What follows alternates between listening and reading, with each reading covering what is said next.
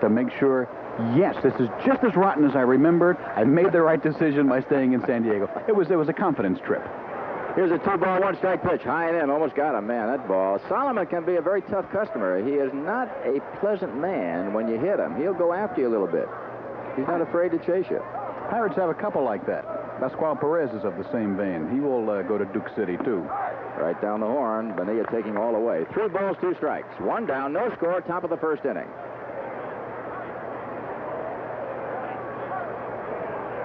Here's the 3-2 pitch. And it's ball 4. The Padres get a runner on.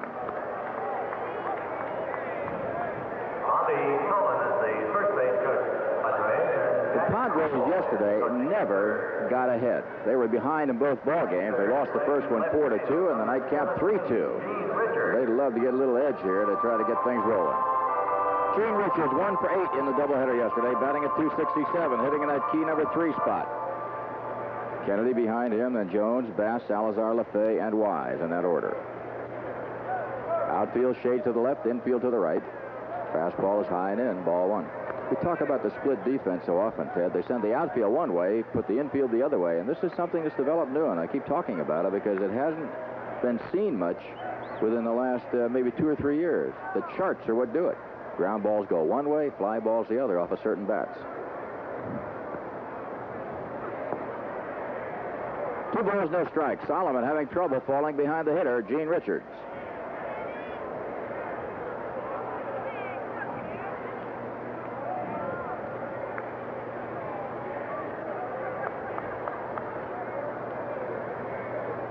Bonilla at first. No score, first inning, 1 down. There goes Juan on a hit and run. Drive to right field. Parker grabs it and Bonilla has to get back. Richards hit it right on the snoot.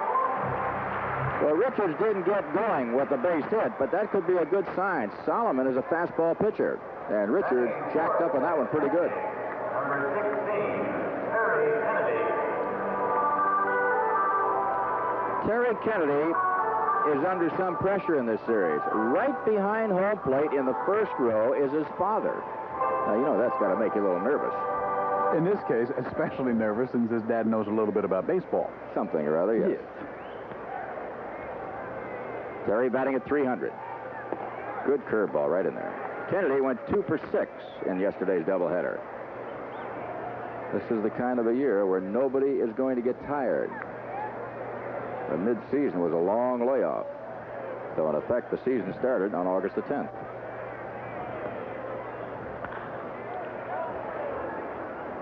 No balls, 2 strikes. Pretty good pair of hands. We had one little girl down there one day who missed 7 out of 7.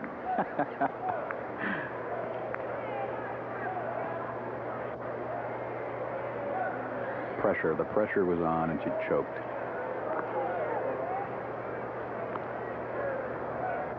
No score, top of the first, 2 down, 2 strikes on Kennedy.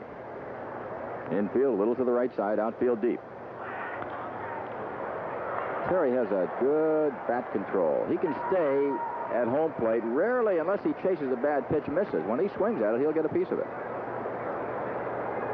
Big, strong catcher, 220 pounds. Does not hit for power yet because he's not going for it, but he will someday. He's a lot like Mike Ivey, who had averaged 6 or 7 home runs a year for the Padres. Then he got away and started to mature and got into the 20s.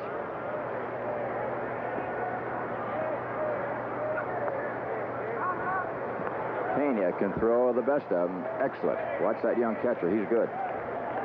A ball and 2 strikes.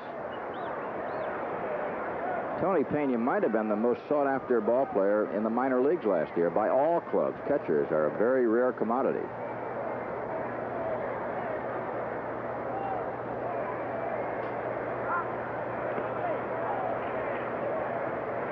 Solomon's move is not all that good. You can run on him if you get the right guy over there. A ball and 2 strikes, 2 down, no score, top of the first. Padres and the Buccos.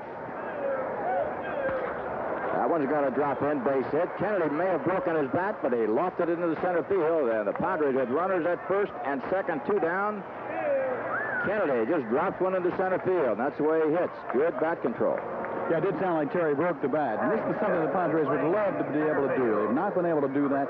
Have not had the instinct to get a big inning and need As Jerry said, when a pitcher isn't in the groove, to get to him early, get the big inning, and end things. The Padres were down twice in that doubleheader yesterday, as the Pirates scored at least one in the first inning in both games. Of course, the first one was the 3-run shot by Parker to get them up, and that gives a pitcher a whole lot of leeway to pitch with a lead the whole way.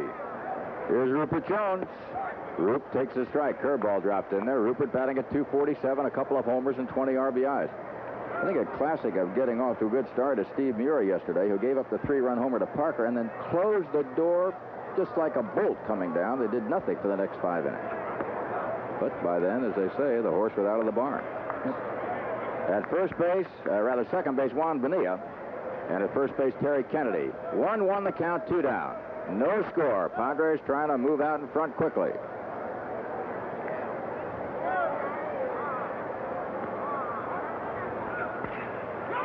On the ground to Montanez. He'll take it all by himself, and the Padres are out of there in the first inning. After a half inning, San Diego nothing, Pittsburgh coming up.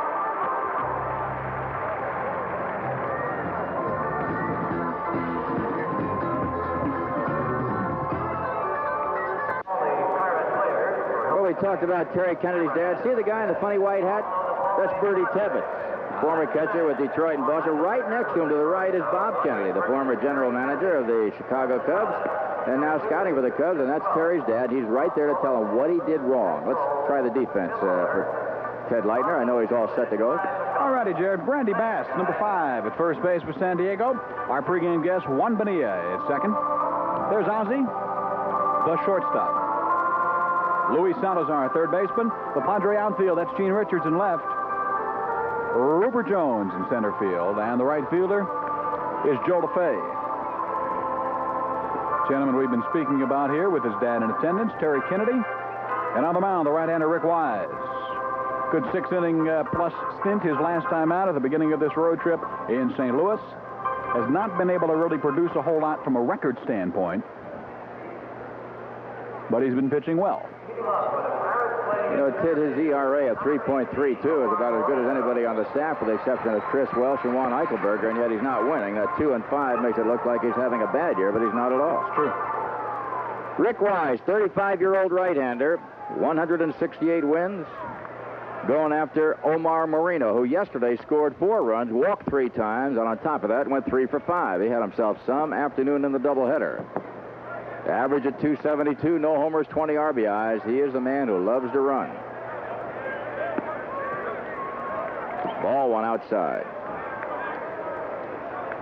For Moreno, number 326 consecutively after playing both games of the doubleheader yesterday. He's a wire. He's bigger than people realize. He goes about 6'3" or 4. Big, long-legged speedster. Stole 96 bases last year. Not bad.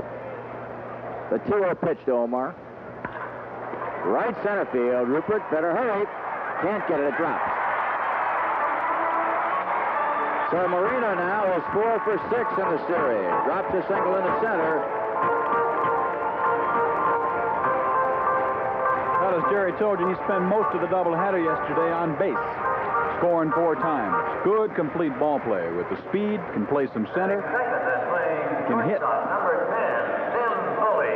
This broadcast comes to you through the courtesy of Budweiser, Toyota, and Union Oil with the permission of the San Diego Padres. Any rebroadcast or other use of the broadcast without express consent is prohibited.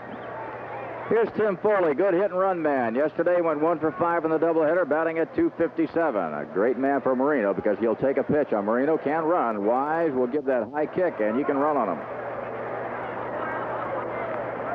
Kennedy will have to be alert on this one. Got one of the best base runners going, and Wise is a guy who does not get rid of the ball too quickly. Let's see how it develops. Look at the lead by Moreno. He's just testing Wise.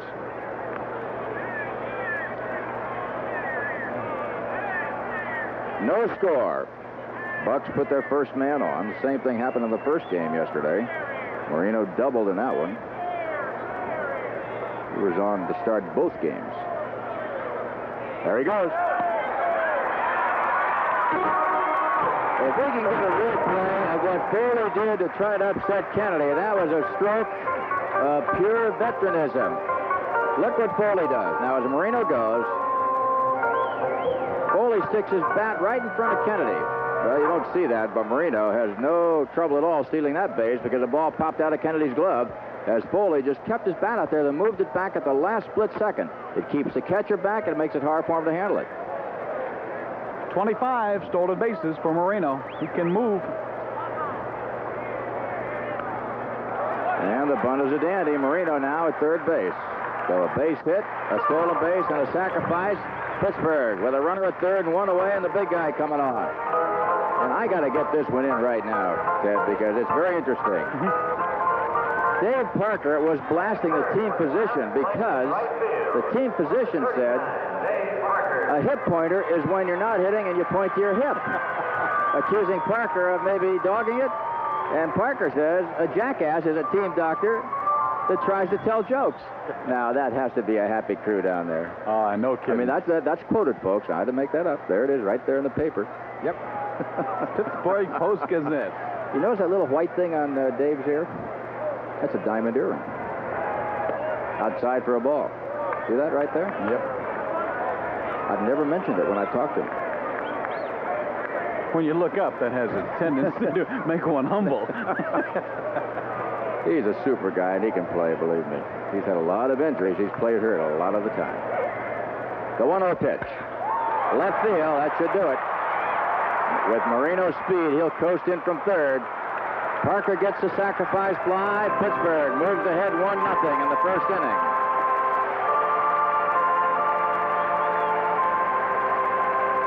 So Dave Parker drives in a big run. Bucks on top. That'll bring up Bill Madlock, who has taken over the National League lead in hitting. Madlock went by Andre Dawson. Madlock at 330. Rose at 328. Pete had a couple of hits today, so he might be moving on. I'm on Dawson at 328 in the National League. 2 down, run across. Bucks lead at 1-0. We're in the bottom of the first. Ball 1. If you like to keep up with the numbers, Parker, 33 RBIs. Might keep the booze off him for about 10 more minutes here in Pittsburgh today. And Ozzie grabs a line drive. Not well hit off of Bill Madlock. So there's a run on the board on one base hit after 1 inning. Pittsburgh 1, San Diego 0.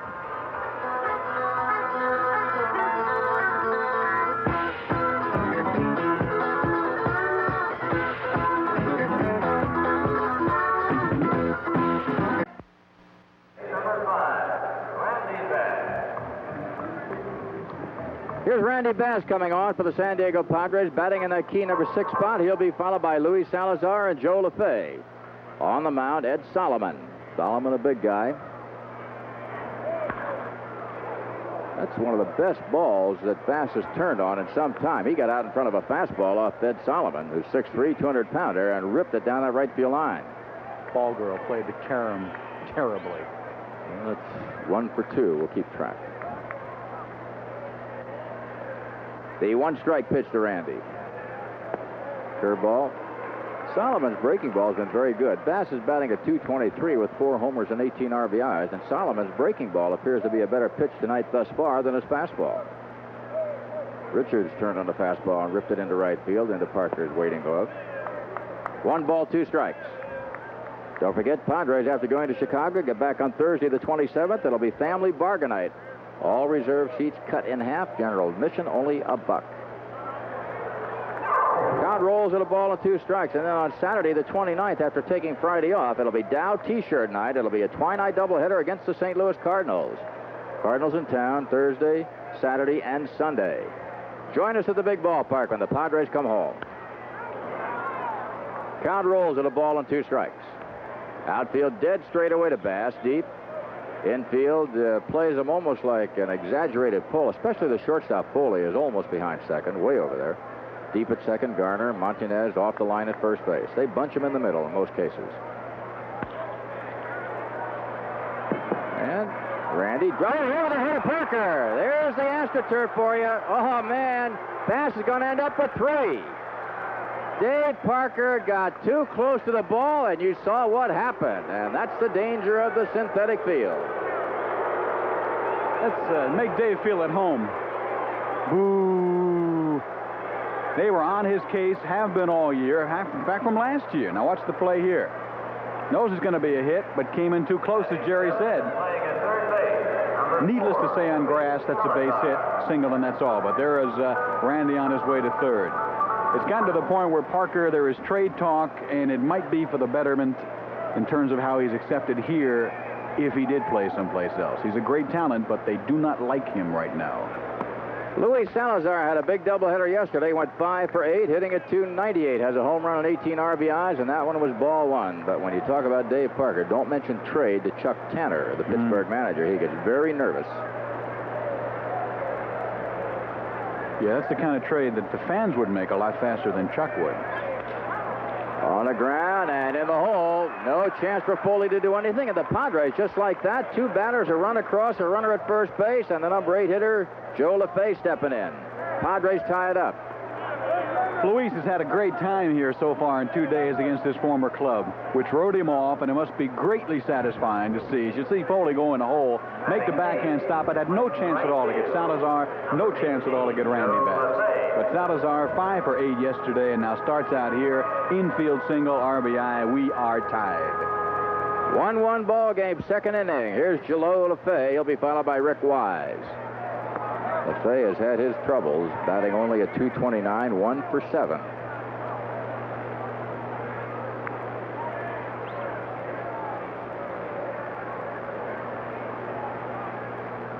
Joe doubled and scored the second Padre run in the first game yesterday. Strike 2. And Joe would love to have that one back. That was a good fastball right out over the plate at the belt.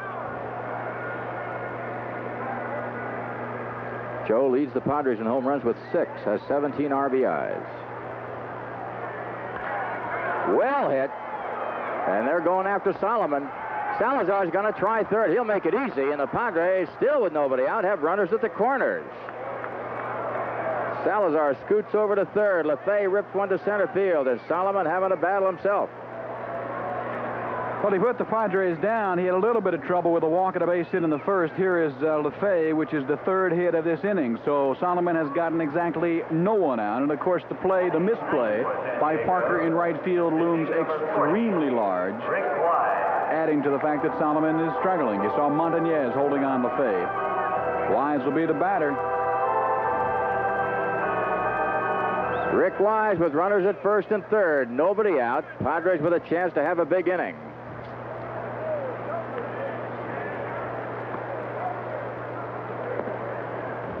Way outside, breaking ball. Rick batting at .056. The Bucks currently are 5-7 in the National League East. They're 2.5 behind the front-running St. Louis Cardinals, who are 6-3. Just getting underway. Baseball's second half. Bad pitch, and Rick went after it. 1 ball, 1 strike.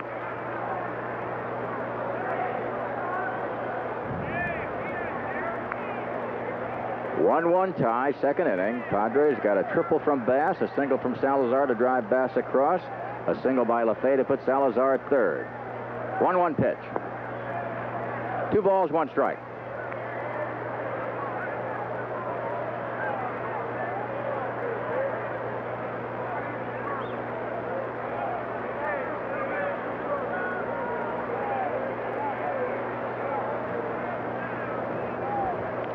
The 2-1 pitch, and the suicide squeeze has Salazar hung up. But the ball is dropped by Madlock, and they get it at the plate. A good play by Ed Soloman to get Salazar on a missed suicide squeeze. Well, that's a tough break for the Padres.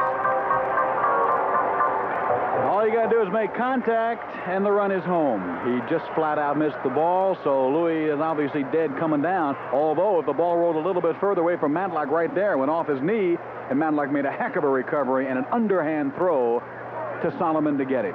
Came close to blowing it. Padres tried it in St. Louis, and it was fouled off when they had Gene Richards coming down the line. Wise could not make contact. 2-5-1 if you're keeping score, and all the way to third base is LeFay. And Wise now takes it outside. They ask for the appeal from the first base umpire. Plate umpire says, nope, no appeal on that one. 3 balls, 2 strikes. 3-2 the count.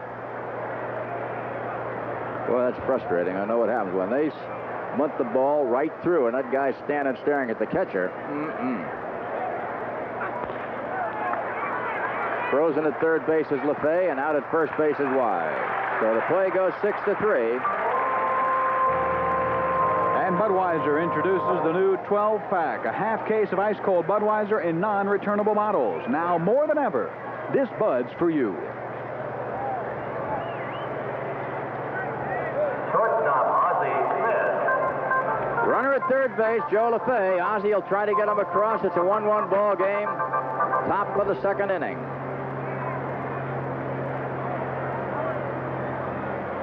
Whoops. Ooh, man, look out there, Wiz. Ball one. If it hits you, it won't hurt. Because you go down. You don't feel much. The 1-0 pitch. Ozzie drills one to right field. Padres take the lead 2-0. Make that 2-1. Good bit of hitting by Ozzie Smith. He ripped the fastball inside part of the plate to right field for a solid single. 17 RBIs for the Wiz. That has to be satisfying since Soloman came right at his face on the first one, a fastball up high. To drive him down, and Ozzie comes right back, digs in, and lines one solidly to right field. 2-1 San Diego. Padres with 4 hits in this inning, 5 overall, are leading 2-1. Ozzie will run if he gets the chance. Bonilla at the plate. Let's see how it develops. Get Ozzie mad. He'll really go after you. This scrappy little guy.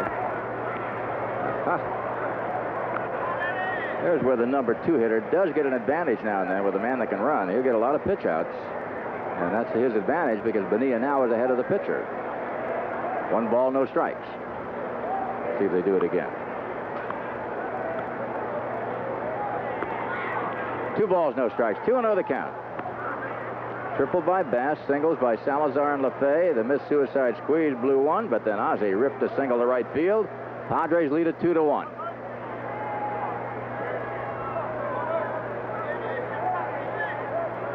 Outfield shades to the right side. Bonilla will hit it that way.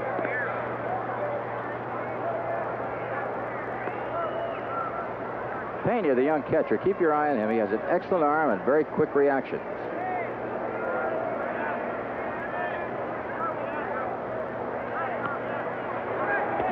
High 3-0. 3 balls, no strikes. Soloman struggling in this inning. Juan's moved around as you look at Soloman in the lineup. 8th, 6th earlier in this trip, then 3rd, now 2nd. I asked him on the pregame if he cared. He said he really didn't worry about it. 3 balls, 1 strike. Did he say where he'd like to hit most? He said clean up, and I said I'll talk to Frank, see what I can do for you. But don't get your hopes up. All right. Bonilla batting .286. See if Ozzie goes 3-1. There he goes. Up the middle. Foley can't get it. Dribbles behind. Foley into the outfield. Garner's up with it, and Ozzie with a big speed gets to third. Man, can he run. What instincts. See, the ball did not get past Foley and Garner too far. A lot of players, I think, with less speed and confidence and heads-up play. Now watch here. Not very far away. Ozzie just never. He made his decision. He just was going to third. And Garner had no chance to get him. The Wiz can play, you know? Yeah, I'll say one thing about Soloman. He is making a lot of bad pitches. He's throwing the ball right down the middle, and ball players love that. Get it out over the plate down the middle, they think it's just fine.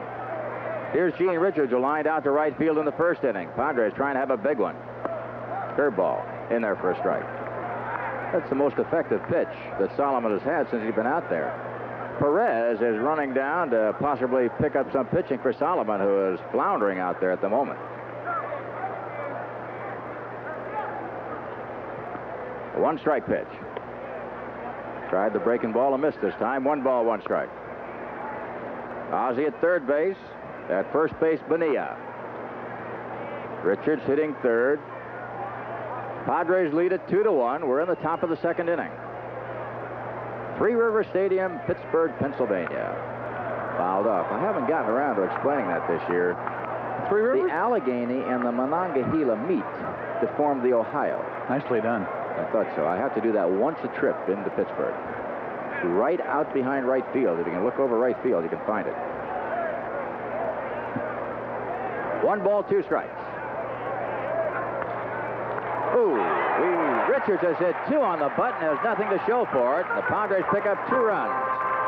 After 1.5, San Diego 2, Pittsburgh 1.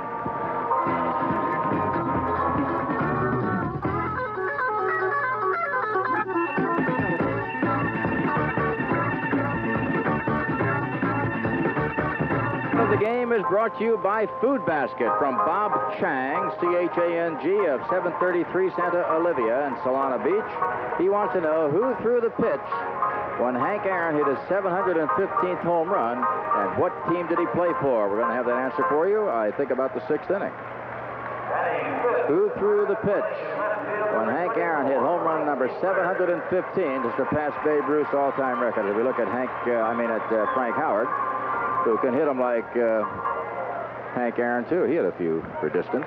Here's Mike Easler batting at 307, 2 for 4 in the doubleheader yesterday. Overlapping grip. Look at that right hand over the knob, outside for a ball. See that right hand? Watch.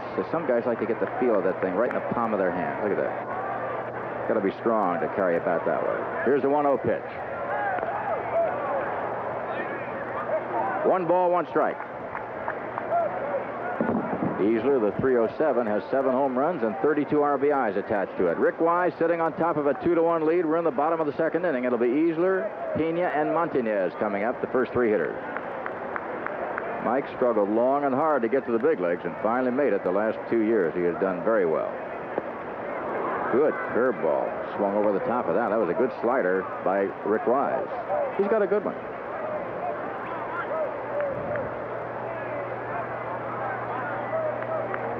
Rick, 35-year-old right-hander, going up against Ed Soloman, a 30-year-old right-hander for the Buccos. 1 ball, 2 strikes. 2nd inning just underway for the Pittsburgh Pirates. Count stays at 1 ball and 2 strikes.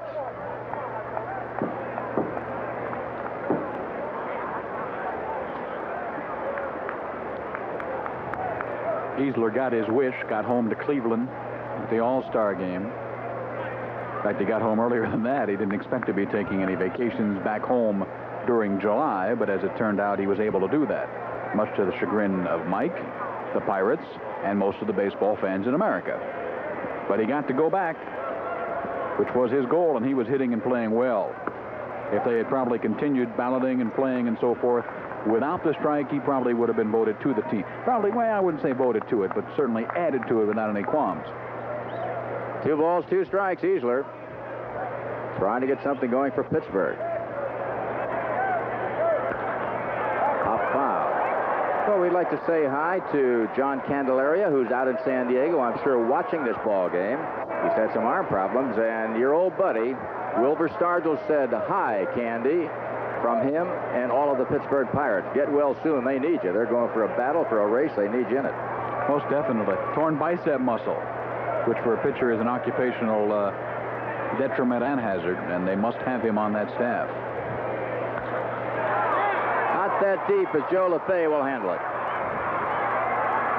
1 away. Easler skies high to short right field, and look at LaFay. You don't think he isn't in the ball game? He's out in right field. Now, that's an infielder's job. You know, the infielders always turn around, tell everybody how many outs. He tells everybody how many outs from right field, and nobody's looking at him.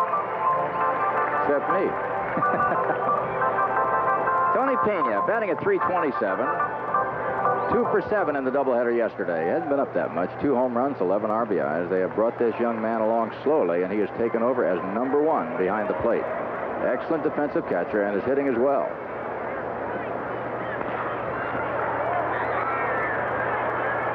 And there you see the whiz. Doesn't look hard, but he just makes it look easier than that. 2 up, 2 down. 2nd inning for the Buccos. Here's Willie Montanez stepping up. Willie got here yesterday in time for the doubleheader. Now, he wasn't unhappy in Montreal from the standpoint of the city, but he was very unhappy from the standpoint that it was hardly playing. He came here with a batting average of about 177. Yesterday's doubleheader, he went 0 for 4. That's down to 167, but he hasn't been up 60 times. He's glad to be here, glad where he can play, and he is a tough cookie in the clutch when he gets rolling. He's only 33 years old. He has also spent time with 10 different clubs.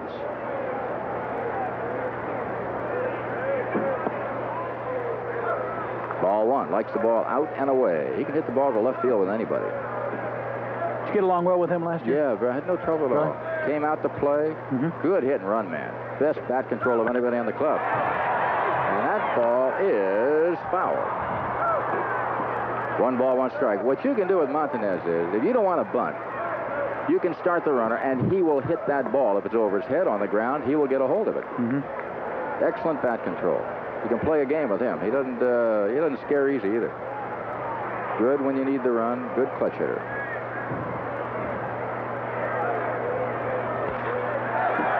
Well, Willie dropped one into left field. Broken bat single. A 2-out single for Montanez.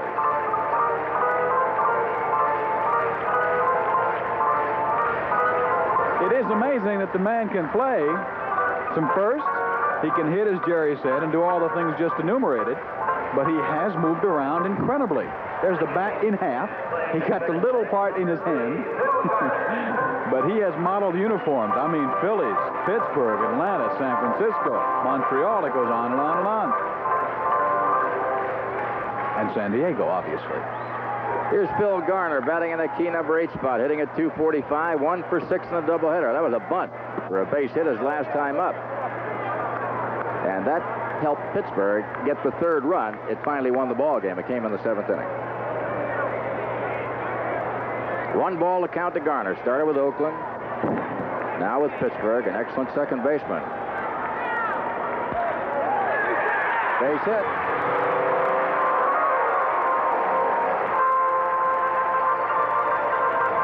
With 2 down, Pittsburgh gets singles from Montanez and Garner. Runners at first and second. The pitcher, Ed Soloman, coming up now. That's 2 hits in the inning. That is 3 for the ball game against Rick Wise. Padres have doubled the hit production of Pittsburgh, and they lead 2-1. Ozzie can't get quite to that one. There's Phil Garner. Ed Soloman, the batter, hit over 200 last year, has a lifetime of about 275. Can hit if the ball's right out there where he can reach it. He's a dangerous man. 2-1, Padres leading, bottom of the 2nd. Salazar, not in time. Everybody's safe. The bases are loaded. Montanez at 3rd, Garner at 2nd, Soloman at 1st. Well, in retrospect, he probably had a better chance to get Soloman down the line, but again, he was off balance, moving away, but had no chance at all at second base, so we will never know. Made the only play he probably thought he could at that time. There's Soloman. They are loaded with 2 gone. And all of it, Ted, with 2 down. Right now, Marino, who drilled a single to center field to start the game, moving in with the bases loaded. Marino has raised his average to 275. 4 for 6 in the series, 3 walks, 5 runs scored. He has been red hot for Pittsburgh.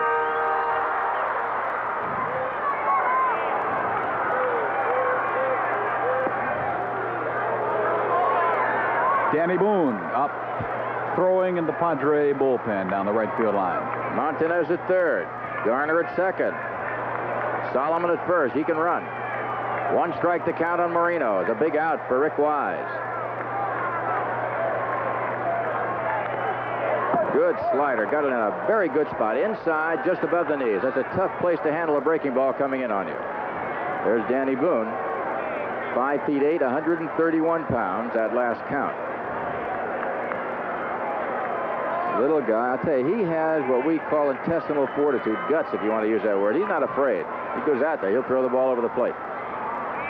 2 strikes. Wise, though, trying to get out of a very tough spot. Bases are loaded. Marino waiting. Big pitch coming up. Left field. Richards has it under control, and the Padres get out of it. No runs, 3 base hits, 3 men left. We go to the 3rd inning. Padres 2, Pittsburgh 1.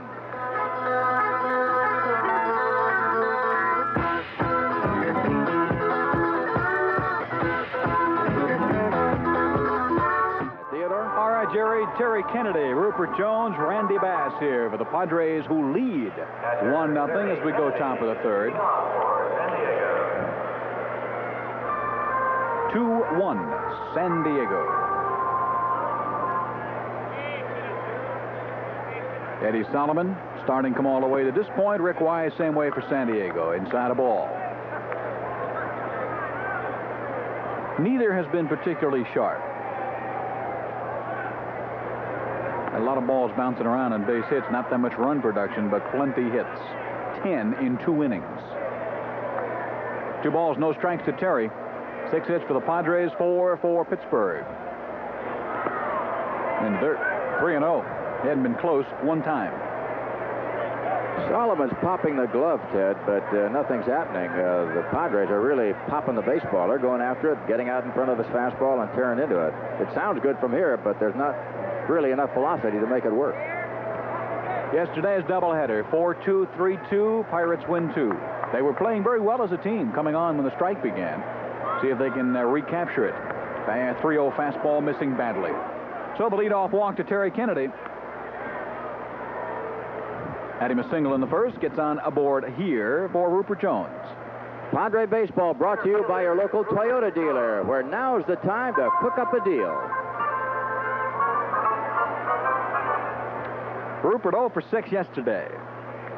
Still looking for hit number 1 of this series. Middle of the road trip.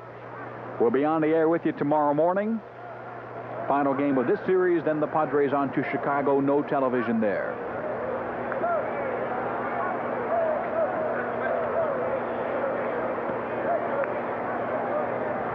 See Montañez playing behind Terry. And Soloman continues to miss and miss badly. Ted, all those Chicago games are day games, and that really tests the metabolism of everybody. You know, you're used to the night ball and relaxing during the day, sleeping in. Suddenly, whammo, 8 o'clock in the morning. Everybody up. Drill sergeant's there, pounding on the door. Takes 2 days to wake up. My drill sergeant didn't put it quite like everybody up. He was a little stronger than that. More emphatic. 2-0. Tipped the bed over, did he? No, he could do that. They had the double bunk beds, and he would lift up the bottom one and then let it slam, and that was his way. Either that or flick the lights on and off or yell extreme obscenities. Soloman behind 2-0. They should get a pair. Nope. Rupert hustled down the line, and again Garner had to wait for the big second hop to come down. And Foley got his from Kennedy. Well, here's the AstroTurf again, Ted. The second baseman can't charge. He's got to wait for that big hop, and by staying back, as you see Garner waiting for the big hop, it took him a little while, and they lost the double play because of it. Had that been on grass, he could have gone right after the ball, caught it maybe 5 or 6 feet farther up, and might have made the double play. Crazy game, what they've done to it. And this is tartan turf, I might say, the only one like it in the National League. I'll explain the difference if you want to spend a half hour talking about it. Nah. Okay. Here's Randy Bass. Oh, dear. That's it. 4, 6, 3.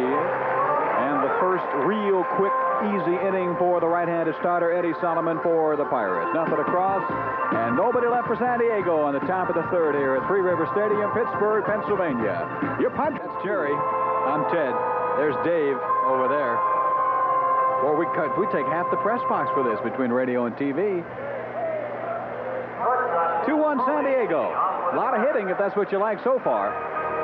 Tim Foley, then Dave Parker and Bill Madlock, your basic heart of the Pirate batting order against the right-hander Rick Wise, who's allowed 4 base hits, 1 run, as we go to the last of the third here in Pittsburgh. Outside, ball 1. Pirates 1 in the first. On a sacrifice fly by Dave Parker, that is their only run. The Pods 2 in the top of the second. With a bunch of hits. Luis with the great arm. 1 up, 1 down. Bargain night, don't forget, that's August 27th, 7 o'clock game. St. Louis Cardinals in town. All tickets will be cut in half. That's the field, press, plaza, loge, upper reserve, all chopped in half. General admission sold the day of the game only for $1. Cardinals in town. And don't forget, on Saturday, that'll be a Thursday the 27th, Saturday the 29th, it is Dow T-shirt night. 10,000 colorful Padre T-shirts given away to the youngsters 14 and under. Here's the big guy, Dave Parker. Still has not lost the weight. Up above 240. Timed that well. Base hit center field. He had the sacrifice fly that drove in the only Pirate run in the first. Now gets aboard here with a one-out single. Hits are now 6-5 Padres. And the lead is 2-1. Excuse me, Jerry. I was going to say a high slider. Way up there. That was a bad pitch by Rick, and Parker couldn't lay off. He didn't hit it well, but he found a hole. You know, it's unfortunate. Parker, a two-time batting leader, one of the best hitters in all of baseball, one of the best players, has had a lot of debilitating injuries. He's going.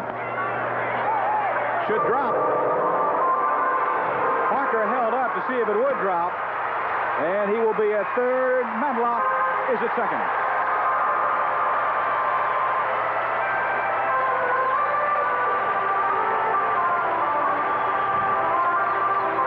Well, let's check this. Madlock dropped one into left center field. Parker, a little bit confused, couldn't find the ball, delayed going around second. But when he did, Rupert Jones had to get him because when he threw to third, he lost the lead run. That's Madlock heading into second base.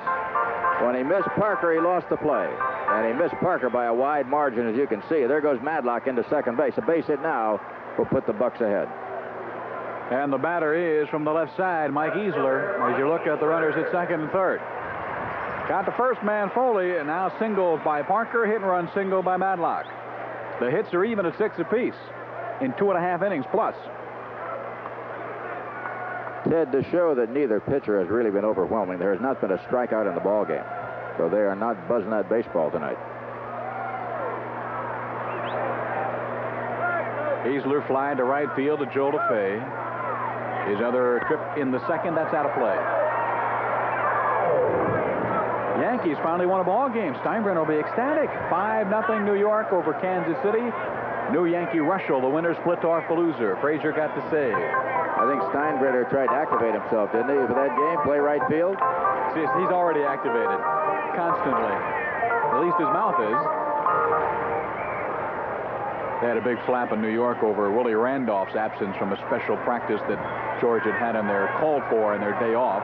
That's the latest Yankee controversy in New York. Outside, 1-1. Dave Parker at third. There's Madlock at second base. When the owner calls the workouts, it kind of emasculates the manager's will, Good I would point. think. I think it's very important that Gene Michael call the workout. There really is no debate as to who's in charge of New York, no matter who it is. Michael, Hauser, Martin. It's Steinbrenner. There's no controversy about that. By him, 1-2. What had happened was Willie Randolph had been at a benefit for the New Jersey Mental Health Association, but didn't call until just before the workout that he wouldn't be there. So they fined him, and it's caused a big flap because they said, hey, what's more important, a workout for George Steinbrenner or the New Jersey Mental Health Association? So they fined Randolph, the second baseman, $500, and that's the big flap currently going on among the Yankees. But they did win the ball game today, which will help. 5-0 over the Royals. Wise working 1-2 with one away here. Runners at second and third. Trying to protect a 2-1 lead. He goes 2-2 on Mike Easler. Good bit of bat control by Easler. The pitch before was up there. It was a bad pitch, and Easler chased it. This time, Wise tried to take him right up the ladder, and Easler didn't fall for it. So Mike Easler, a little bit of control there, saved himself a strikeout. Jerry mentioned Easler's been around. Now check this. Covington, Cocoa, Columbus, Denver, Houston, Des Moines, Tulsa, California, Columbus, Pittsburgh, Pittsburgh. That's his career. Airline pilots fly less than this man has in the last 10 years. Listen, most of that was on a bus. Don't kid yourself. Good point. 2 balls, 2 strikes to Easler, who will call time. 2 for 4 in the first game yesterday, did not play in the second of the doubleheader, as the Pirates won them both 4-2 and 3-2.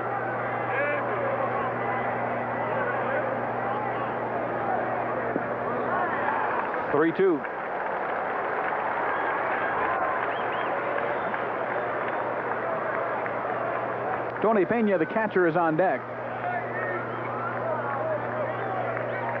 Easler at .307. 13 doubles, 2 triples, 7 homers, 32 RBIs. There's Pena, just mentioned, on deck. 3 balls, 2 strikes with 1 away. Wise against Easler here, bottom of the third. 2 runners in scoring position. And they're both going to come home. LeFay's got the great arm, though. What an arm. 2 away. Easler gets the RBI single. He goes to second on a throw home, but they tested LeFay's arm, and that, Jerry, in retrospect, is a mistake. I wish you could have seen Joe Lynette. He didn't know what to do with Bill Madlock. He held him up with one hand and Wade with the other. And Madlock decided, well, what the heck, I'll try it. It was really an unusual call because Lynette knows LeFay's arm, but he wasn't quite sure. So Madlock at home.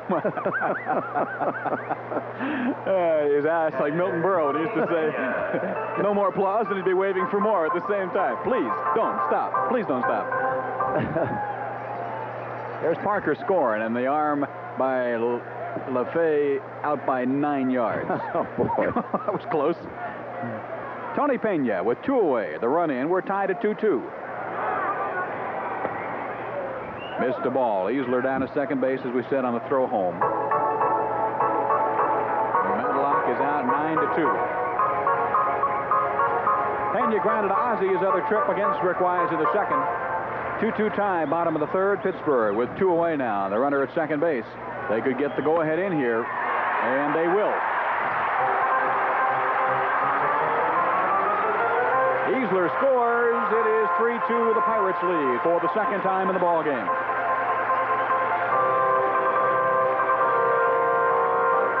Here comes manager Frank Howard as we look at the replay of Pena getting a slider. That's Rick Wise's curveball. Got out in front of it, got it into center field. Buccos take a 3-2 lead, and Danny Boone goes at it again down in the Padre bullpen. When Pena got that base hit, I looked at Joe Lynette, who's a super guy at third base. There's Al Monchak, the first base coach, talking to Pena. And Lynette just pounded his fist into his hand. He said he knew he wanted that run back. He knew he'd blown it, and very upset. And that is all for Rick Wise very quickly. I thought maybe they might give him another crack, but apparently they want the left-hander in there, and Wise will leave the ball game. But in a sense, Ted, we've got a lot of base hits on the board. 8 hits in less than 3 innings. And Rick is having one of those nights where he just didn't have his good stuff. So there's Rick. As you hear that, can you hear the music in the background? We 3 kings of Oria. Come on. So Pena chases Wise as he gets his 12th RBI on the single here to get the second run in the inning for Pittsburgh. As you look at Rick go to the water cooler, as his pitching coach Chuck Estrada was right behind him. So it'll be Dan Boone. Rocky performance. Let me commiserate a little bit for the starting pitcher as we look at Frank Howard, who has really been tested the last week or so. The Padres are having a tough time of it. They are 2-10 in the second half. And Frank has managed to keep a stiff upper lip, but it has to be painful. A starting pitcher, as you know, will be out there every 5th day, and when he is knocked around inside of 3 innings, he's got to wait another 4 or 5 days before he goes again, and that's agony. You know, you just got to keep waiting and waiting and waiting and hoping that something good will happen, and when you get out there, you'll have a start and you'll have a win. But in the case of a Danny Boone, he's been coming in middle relief and at times has gone into short relief. So he's done a good job for the Padres. Overall, he's been extremely consistent. High strikeout ratio for innings pitched Danny has had. Had a rocky start a rocky appearance in relief in St. Louis. He appeared yesterday in the second game of the doubleheader in relief of Tim Lawler, who was the loser, and Dan pitched an inning. Struck out 1, no runs, no hits, did a good job. So he is back on a more solid footing since the bad outing in St. Louis. And overall, you have no complaints with him. There have been surprises on this team, like Juan Bonilla's play at second base, and this guy, the pitching of Chris Welsh and John Urea. That section's hard to get seats in, by the way. That's way up there. Way up there. Nosebleed City. Dan, an ERA of 2.19. This is his 22nd appearance, of course, all in relief. He has 1 save. And this is Willie Montañez coming on here. 6th man to come to the plate against the Padres with 2 gone now and 2 runs in. Gave him the breaking ball, fouled it off. Danny Hugh Boone. It is not Daniel Boone, even all that publicity in the stories in spring training about distant relation to Daniel Boone, but it's Danny. You guys never seen a bear or bar or whatever. Bar, right. Balk called one on him in St. Louis. And again here, that's his 5th balk of the year. Let's watch it. Watch that front foot. Yeah, he went behind the back leg. You could see that even from the side. You can't go past that back leg. That is a balk, a legitimate one. The one at St. Louis was a hand balk, and you couldn't really see it. But that was very visible. Breaking ball with a runner in scoring position, and Bass is there with Dan Coburn, side retired, as Boone comes on to get one man and put away the Pirates in the bottom of the 3rd, but they come up with 2 runs and 4 base hits, no errors. And they leave a man after 3 full here in Three River Stadium in Pittsburgh. Padres had the lead. It now belongs to the Pittsburgh Pirates. 3-2. Crowd and the inside of that guy's glove. Okay, we're done. Put it down. Thank you. Padres fell behind 1-0. They came back to take the lead 2-1. They have now been overtaken again by Pittsburgh 3-2. As Luis Salazar will lead it off, bottom 3rd of the Padre lineup, with Salazar Lefebvre and the pitcher Dan Boone scheduled here in the top of the 4th. Pirates 3-2, and Dave Campbell has winged it away from radio to television. Indeed. Well, you have a way with words. Yeah. Well said. Luis has been red hot in this series against his former team or organization. Inside with a breaking ball, 1-0. Eddie Soloman staked to a lead. Don't bet the ranch he'll hold it the way he's been pitching. Luis an infield single. His first time up in the 2nd. Well hit ball, but Moreno will get there.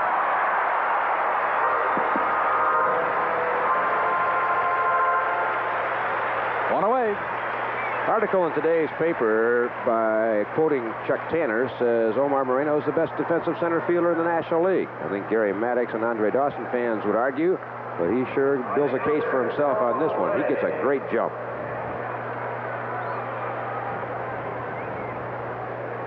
Joe Lefebvre, single scored a run in the 2nd when the Padres scored those 2 and took a 2-1 lead, although it has not held up.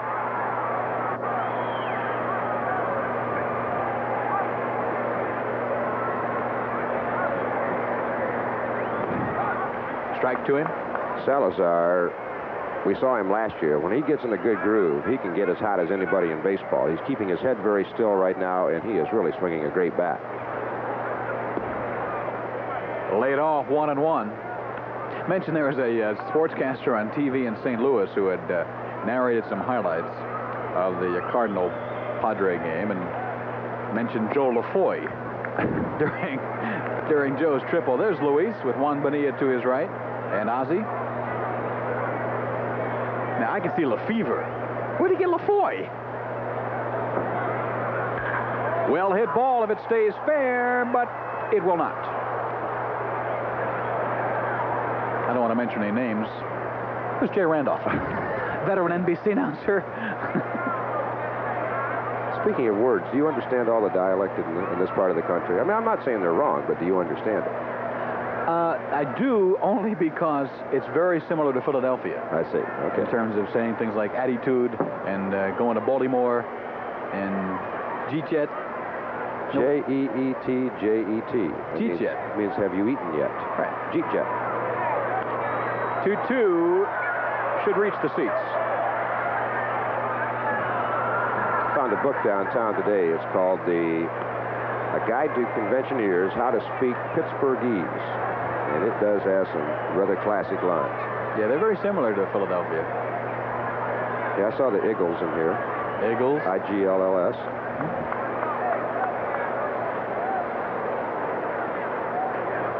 2 balls, 2 strikes to Lefebvre. Nobody on, 1 away, 3-2 Pirates. As the Pods bat on the top of the 4th. Time to breaking ball, and that should reach the seats also. They had 19,000. That's their largest crowd post-strike for the doubleheader yesterday. They will be well below that today. Big fireworks show here last night, and it was a good one.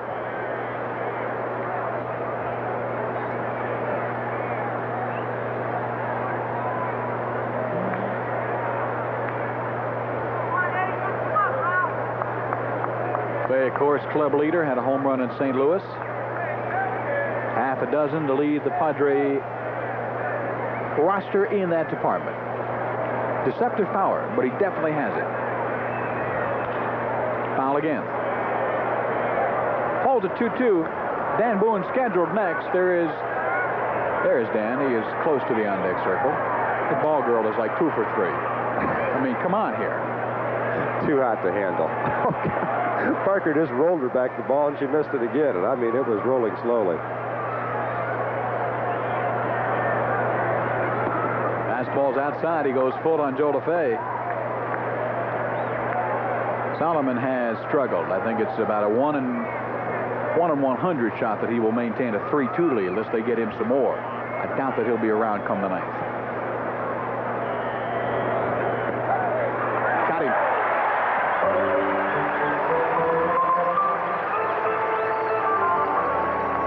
Soloman starts a slider outside and then brings it in over the outside corner. I don't know if he's exactly aiming it there. Almost like a backup slider, but it was a dandy pitch. Your Union 76 dealer now has an oil that can improve gas mileage compared to regular oils. Ask him about Union Long Distance Purple Motor Oil. Right in time, wasn't it? Dan Boone goes down 5-3. The Padres go down 1-2-3 in the 4th. As Soloman settles down, he got Salazar LaFay and Dan Boone. Top of the 4th, Padres 0. It is still 3-2 Pirates. Back in Three River Stadium here in Pittsburgh, Pennsylvania, the Padres' final trip. There's your book, How to Speak Pittsburghese. Tell them this one we're looking at. Yeah, we mentioned G-Jet, which means have you eaten yet? Downtown Pittsburgh. And also, when you go out to eat, you got to understand to order a sandwich.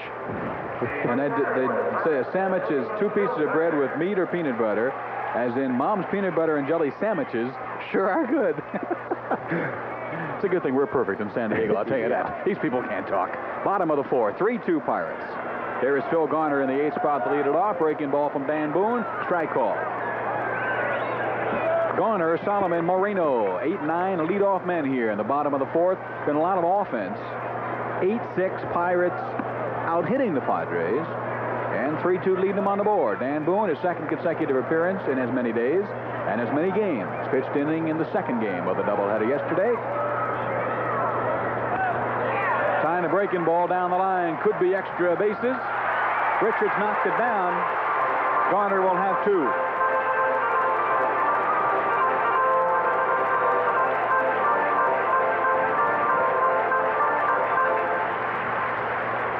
Garner catches a breaking ball up in the strike zone. Hits it pretty well. Thought for a second Gene might have a chance.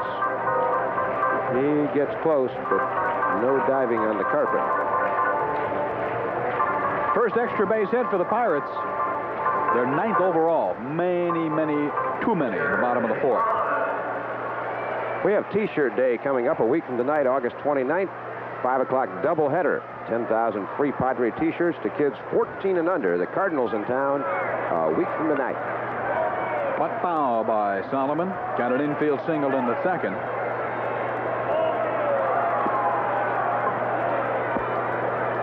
Trying to move Garner to 3rd and bring on the leadoff man, Omar Moreno.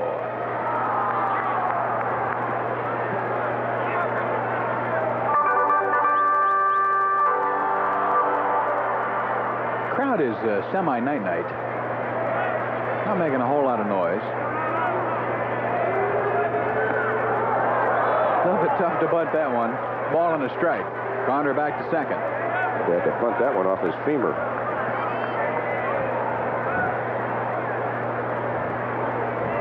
Good luck.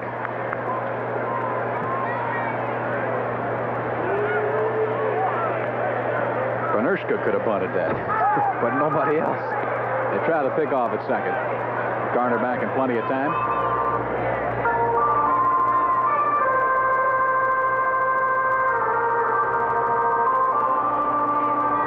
People here in Pittsburgh, to be honest, are more concerned with the Steeler exhibition game tonight.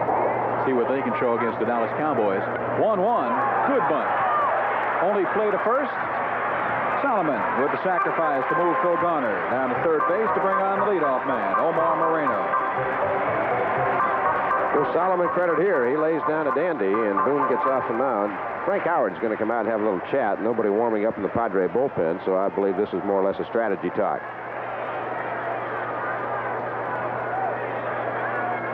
Yes, indeed. People here are upset because the Steelers gave up 31 points in one game, which they won like 35-31. And then the Eagles beat them, the Eagles beat them like a drum, beat them by about 16 points, and according to Chuck Noll, out-hit them on every play. So people are kind of concerned here as to, will the real Steeler team please stand up? It's exhibition season. Who cares? It doesn't matter. There's Moreno with the runner at third, one away here in a 3-2 Pirate lead, trying to add one more. Ball one. Didn't notice exhibition prices on those tickets. So. No. No, they're major league in every variety. Good pitch. Dan's best. 1-1.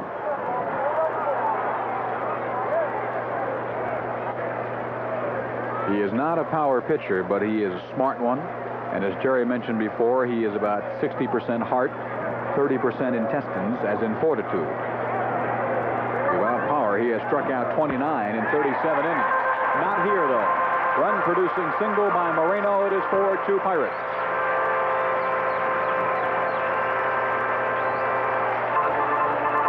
Moreno, the hottest hitter of the Bucks right now, and he has been doing a lot of damage to the Padres. This is the second time the Bucks have perfectly executed. Back in the first, Moreno single, stole a base. They sacrificed and scored on the sacrifice fly.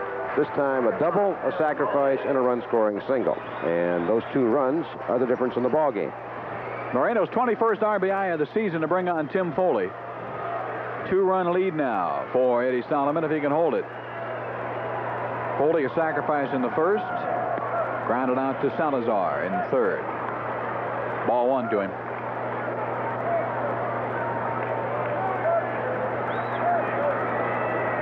Checking with Joe Lonette down at third to see what's cooking. Moreno, as you know, great speed. He stole his 25th, and he's going here and got him off. Got him picked off, and he's out caught stealing. Nicely done by Dan Boone.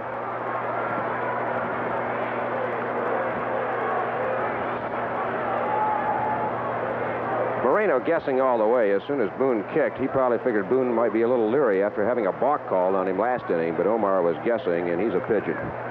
Score at 1-3-6 if you're keeping book along with us. 1 ball, no strikes to Foley now with nobody on and 2 away with a run in here in the bottom of the fourth. It's 2-0 as Dan goes behind. Most of the pitchers, Soloman, Wise, and now Boone, have been behind. We have had 1 strikeout in the entire ball game. That was the called strike on LeFay at the top of this inning. 2-1. Foley was trying to hit his only home run of the year on that particular swing. He went down a bit on the bat handle. Had a big swing. Boone took a little off and turned it over a bit. Foley got a piece of air with that swing. Ooh, fooled him there. 2-2. He's a cute pitcher. Get an over-swinger up there and he'll drive him nuts.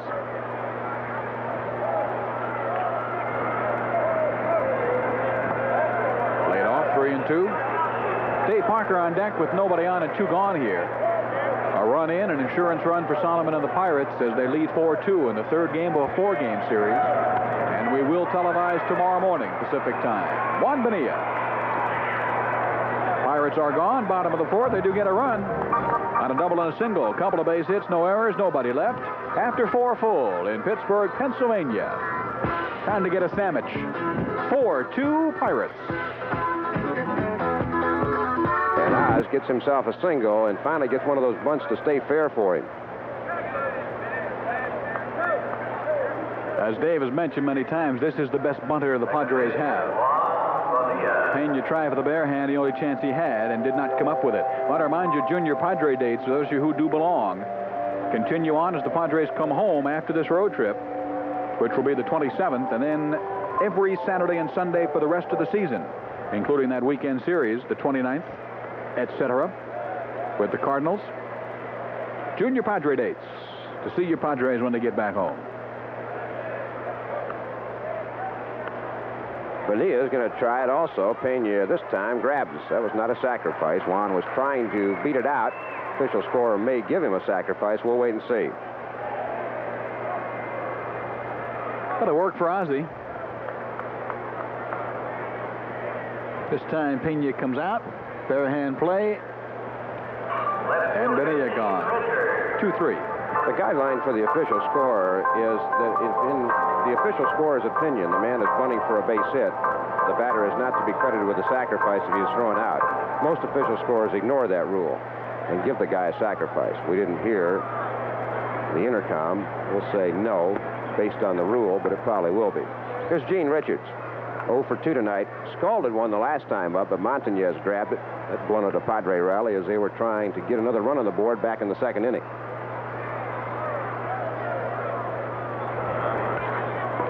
Right at Garner. Ozzie hesitated, but goes to third, and Richards retired. Gene hit it well again, but no luck. Smith at third, 2 outs.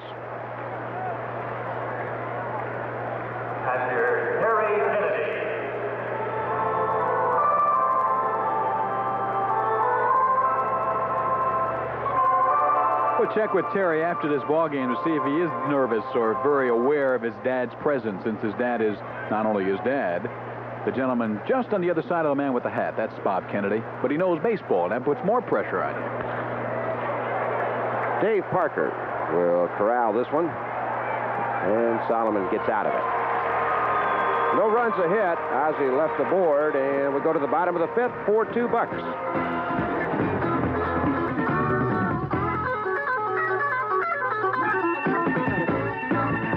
And a near ring. 1 strike.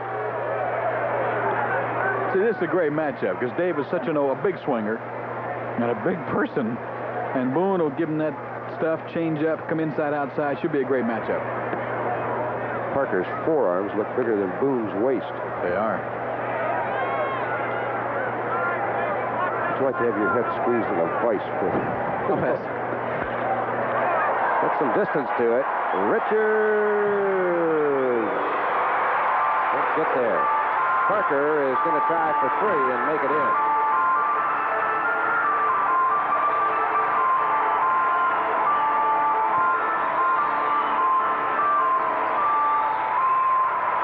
Parker says, yeah, look, you're cheering now and you boo before. His second triple of the year. Gene Richards gave it a long chase. He went up with the wrong hand. There, Rupert tries to drag it down, run it down. Parker is heavier than he was, but he can still motor, bad knees and all. Easily has the triple. Catch that expression on his face, looking up at the fans. 1 ball and no strikes. Got to third base and looked up at the cheers and said, sure, now you cheer. They booed him yesterday every time he made it out. Of course, they cheered him on his 3-run homer off Murray in the first ball game, first inning. 2-0 on Matlock. Bill 1 for 2 tonight. Pirates lead by 2. Pretty good chance to go ahead by more. Padre infield in to cut it off.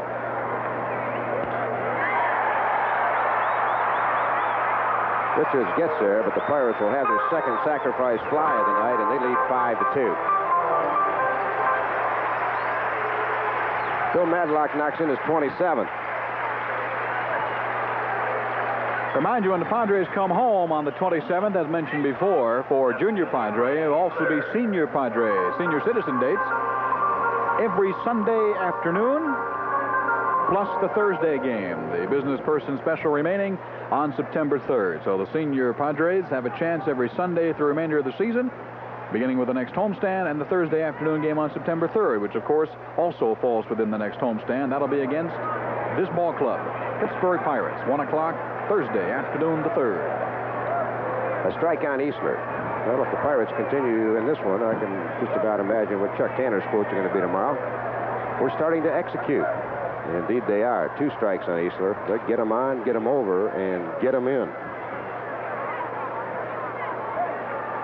Pirates really have too much talent in this club to be where they are. They're 30-30 for the season. And albeit aging somewhat, they still have some quality performers.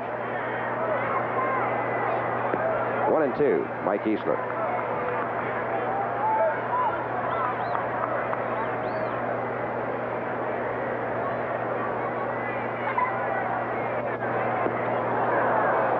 Boone gets a strikeout. There's a special request First one, Danny's chalked up tonight. 2 gone in the Pirate 5th, and the hitter is Tony Pena. Some finals in the National. You see Cincinnati leading the Mets after 4. Dodgers and St. Louis later. San Francisco beat the Cubs 2-1.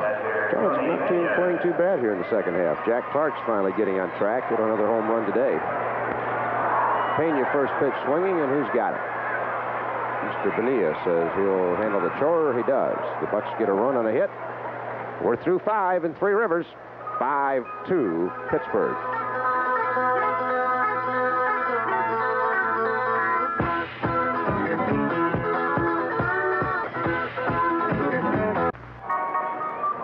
Padres better get the offense cooking. They trail by 3 as we go to the 6th. And you look at Paul Parrott, I believe that's his name, the mascot of the Bucks.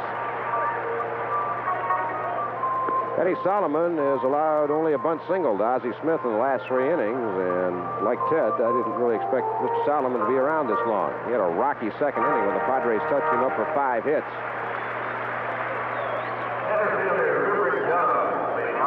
Jones, Bass, and Salazar. Padre trio here in the 6th inning to see if they can do something about getting back in this one. Padres led 2-1, but Rick Wise was chased in the 3rd inning, and the Pirates have added single markers in the 4th and 5th off Danny Boone.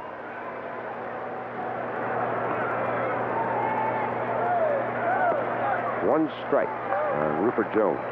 I mentioned neither side was able to take batting practice because of a camera day promotion that allowed the fans to roam on the field behind barriers and take pictures and get autographs. Omar Moreno places this one, and there's 1 out in the San Diego 6th inning. So a group of the Padres stayed at the hotel, and instead of coming over 2.5 hours before game time as is normal, came over hour and 15 before. Another group was invited by the Pirates to take part in the camera day and sign autographs and take pictures, and quite a group of the Padres were involved in that. But no BP. Hadn't stopped them hitting. 11 for the Pirates and 7 for the Padres. Bass has one of the Padre hits, that bad hop triple over Parker's head. Bounced into a double play his last trip. Randy off the plate tonight, and I think he's got to do that. Just low, says the home plate umpire Jerry Dale. 2-0 on Bass. Randy was really crowding the plate last night, and the Pirates were jamming him all night. He's still pretty close, but not as close as he was last evening.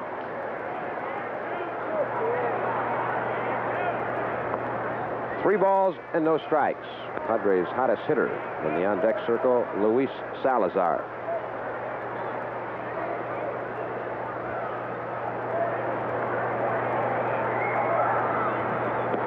Three and one.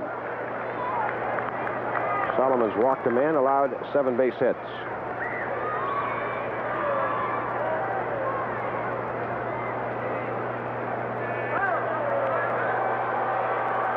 Playing deep was Mike Easler. He moves to the edge of the warning track and makes the catch. Pretty good work by Randy, but not quite enough to get it out of here.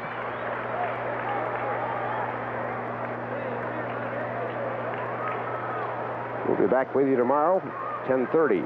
Start on TV8. Chris Walsh and Rod Scurry, a couple of left-handers, will be the pitchers. Louis Tion, I would have loved to see him pitch. He had a bit of a tight shoulder, and the Bucks set him back a couple of days. He is really a treat.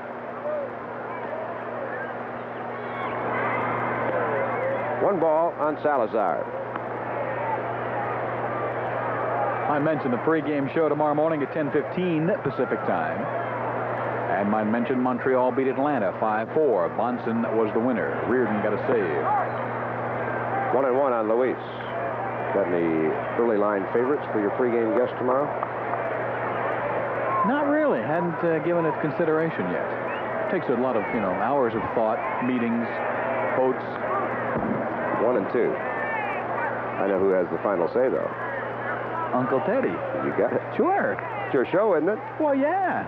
That's the thing. Last year was the Randy Jones show. He picked all the guests, and he never picked Winfield. And Winfield got mad at you. Got mad at me, and one of the reasons he never talks to me now, he thinks I kept him off the pregame show. Now he can buy his own watch. Padres go in order. 6th inning. to the bottom half. Pittsburgh 5 and San Diego 2.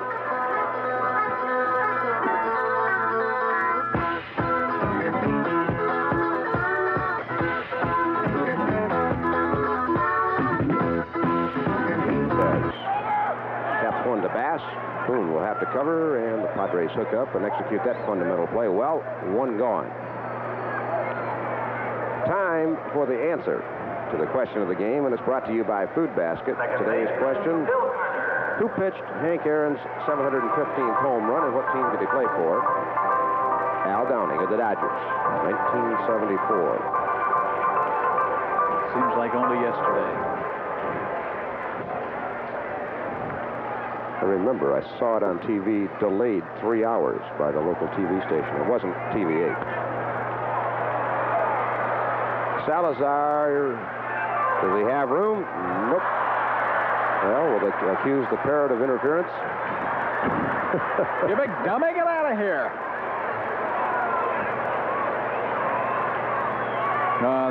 What has the chicken rot?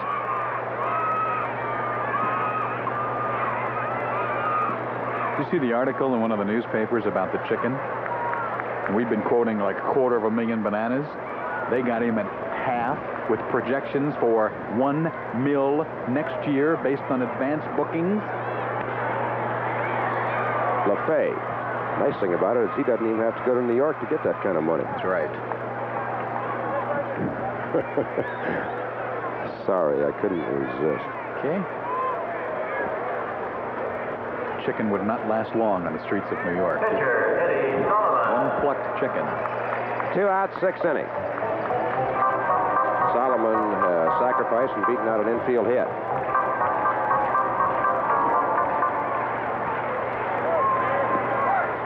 One strike.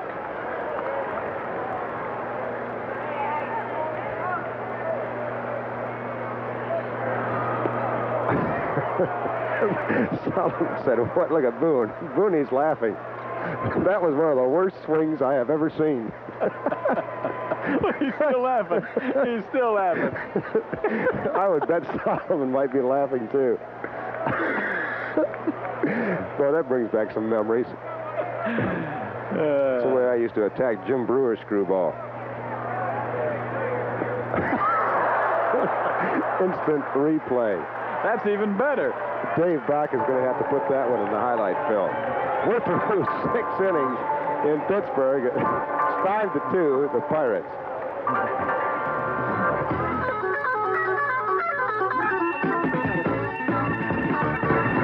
Blasters it. For the Padres, number 20, Jerry Turner.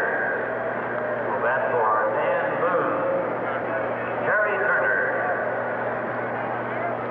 Joe LaFay, a lead double. He's 2 for 3 tonight, and Jerry Turner comes on as pinch hitter. Turner hitting 174, a homer, and 2 RBIs.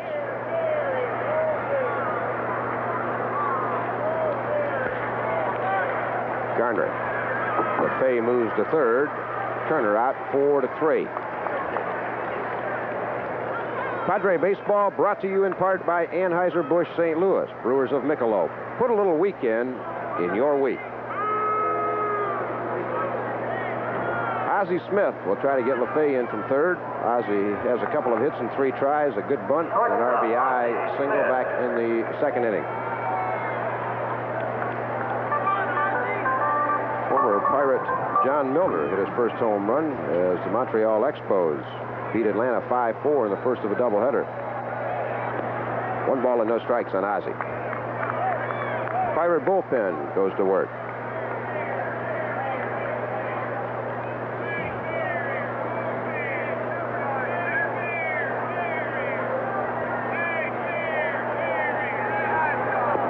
One ball and 1 strike.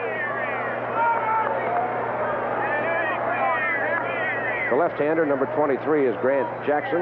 Enrique Romo, the right-hander.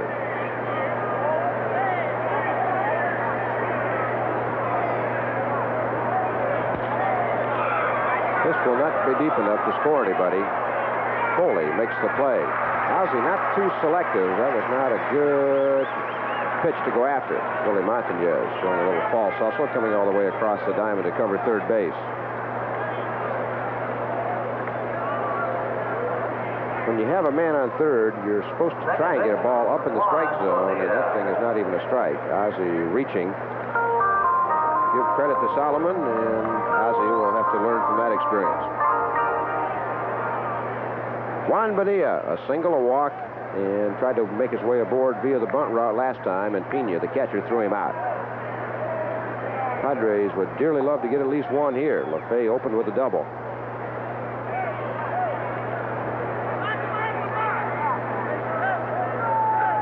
1-0. First time Bonilla has hit second this year against a right-handed pitcher. A couple of times Frank Howard has moved Bonilla up in the lineup against the lefties. I believe Bonilla is going to be hitting a little higher in the lineup because he's been an aggressive hitter all year for this club. He went around. It's 1-1.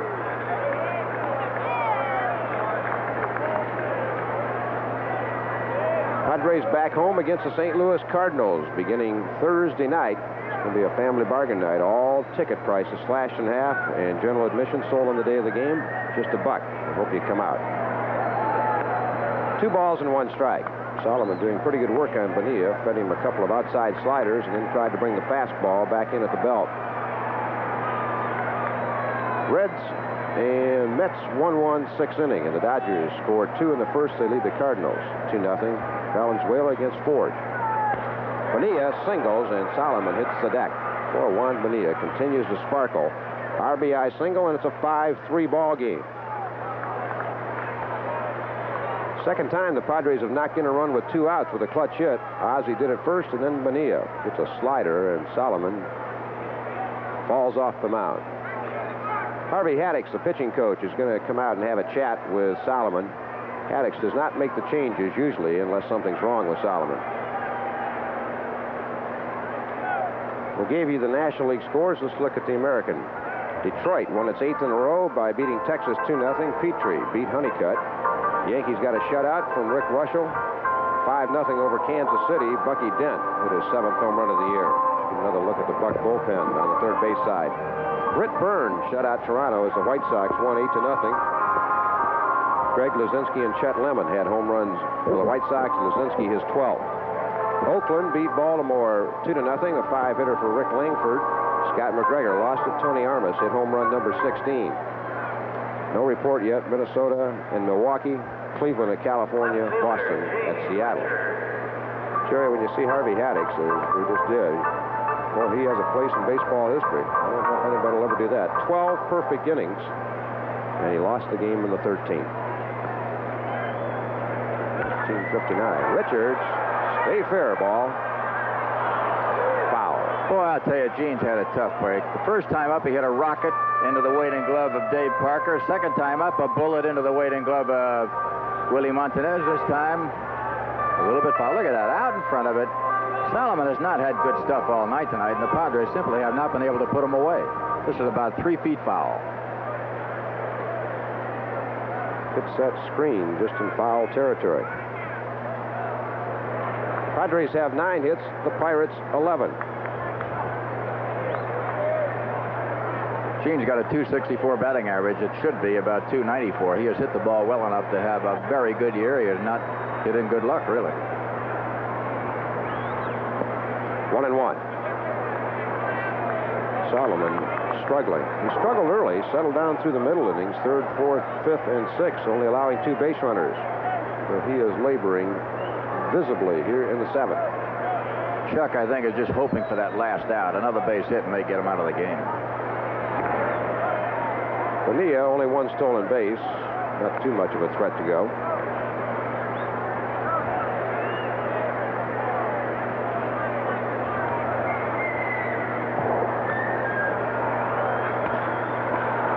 Right at Foley.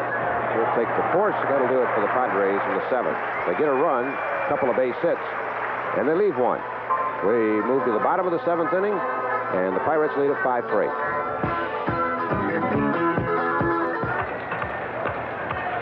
John, a win and 4 losses, earned run average 5.53, not one of his better years in the major leagues. He has thrown fairly well lately. Grant Jackson continues to work in the Pirate bullpen. I would think that's going to be indicative of the fact that he'll be coming on to pitch. Soloman started to tire. And the Padres go with Kennedy, Jones, and Bass, 3 left-handed hitters, to begin the 8th inning. Bottom of the 7th inning, 5-3. A little disappointed, Dave. You know, Louis Tion was scheduled to pitch tomorrow. He's been scratched in favor of Rod Scurry because of a tight shoulder. I was kind of anxious to look at that old codger out there, see how he's doing. Moreno has continued to plague the Padres in this series. He's 2 for 3 with an RBI and a run scored. 1 ball and no strikes. Moreno has scored 5 runs in the series. 1-1. John Curtis. Boston Red Sox, St. Louis Cardinals, Giants, and Padres. Curtis will have to hurry and gets it there in time. Good work by John and Randy Bass on the low throw. I was kidding John in the pregame show on radio today as we watched this play by Curtis. He does a good job, as Dave said. He gets over to the line and he throws out one of the toughest men in baseball. Makes a good pivot. Throws it right on the money. A little low, but it was there. Curtis was talking about middle relief. 1 ball and Tim Cole. And I said, well, there are 2 people who know you're doing it. The manager and you, and nobody else. When you're in middle relief, you really go unnoticed. 2 balls and no strikes. It's not a bad place to pitch if you have a strong offensive team, because you'll come into a game trailing maybe 4 or 5 to 2, but if your team can bounce back, you're going to win some games. Foley gets a base hit.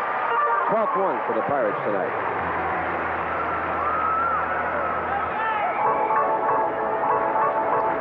Generally, that man in middle relief, say from the 4th through the 6th inning, he'll come in and he'll pitch just enough so that when he gets up, a pinch hitter comes in to do the hitting, and you never hear from him again. You get no record, you don't win, you don't lose, you're just there. It is rather an invisible spot on the pitching staff. Parker's had a good evening. Couple of hits, sacrifice fly. He's scored twice and knocked in 1. You know, I noticed this earlier in the game, but the tape on the hands, I'm wondering if that's to line them up or just what? That was me mystified. No balls and a strike.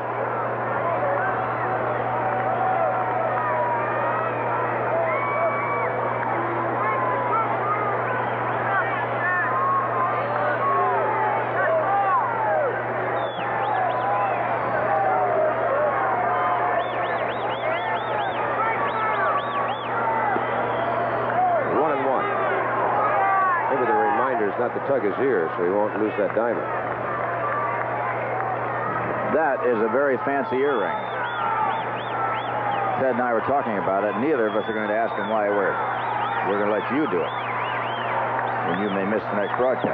Don't hold your breath. Fastball in the glove of Terry Kennedy when Parker started that swing. John cut loose with some mustard.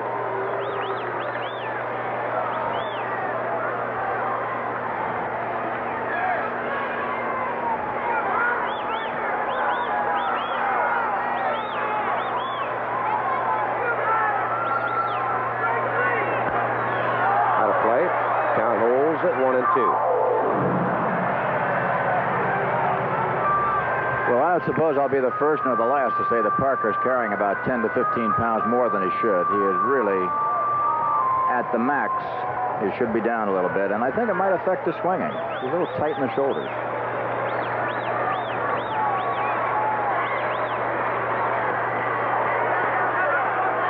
Kennedy couldn't find it, but Foley couldn't either.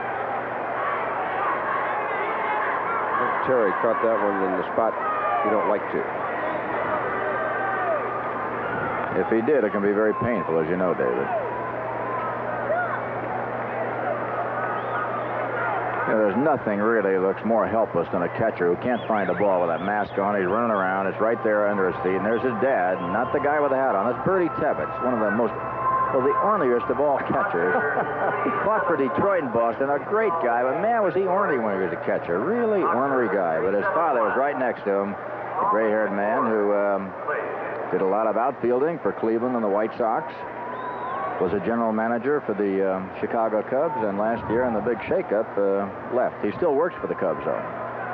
Dick Dent, not just a little TV time, the Padre trainer. Not much a trainer can do out there except to go out and console them and just stand by in case you need the smelling salts. Best thing is to hold his hand. 2 balls and 2 strikes on Parker.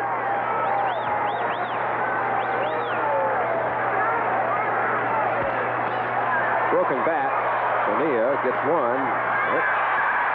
They call him out. Said Ozzie was in the act of throwing. He didn't really have a shot at Parker anyway. Ozzie got the ball in his bare hand and then lost it. Let's watch it now. You've got to have the ball in your hand, and although it's lightning fast, Ozzie had taken the ball out of his glove, had it in his hand, and then lost it. Another little thing that Foley does. He screened. There it is. See that? In the hand, it was out of the glove and into his hand, and he just didn't have hold of it, and the ball went flying. Foley can do more things to upset the apple cart. There's a little possible advantage. He'll get it. 1 strike on Madlock.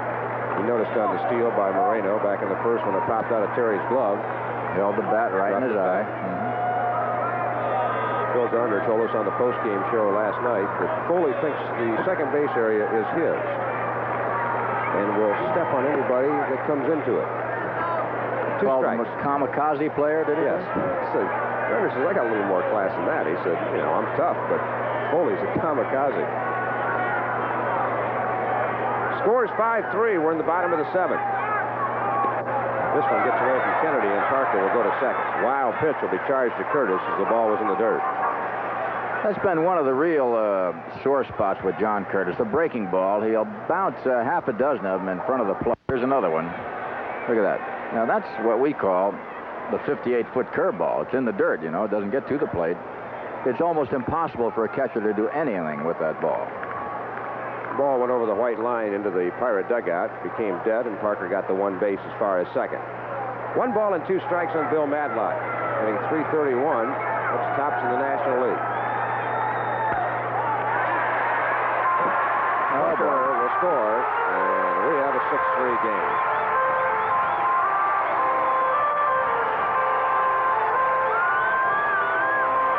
The wild pitch, a costly wild pitch. Here's Madlock, just found the hole up the middle. Didn't hit it too good, but got it in the right spot. But that base hit following the wild pitch, and the Bucks get the run back. They lead by 3. The Padres have 2 at-bats to try to overcome it. Randy Bass wisely cut that ball off as Parker was already in. Mike Easler, a hit, an RBI, and 3 trips tonight. 13 hits for the Pirates against 3 Padre pitchers.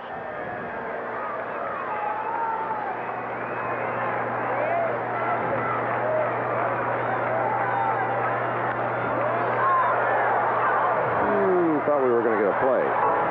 Curtis really hung that breaking ball. Maybe a little too high for Easton to do any damage.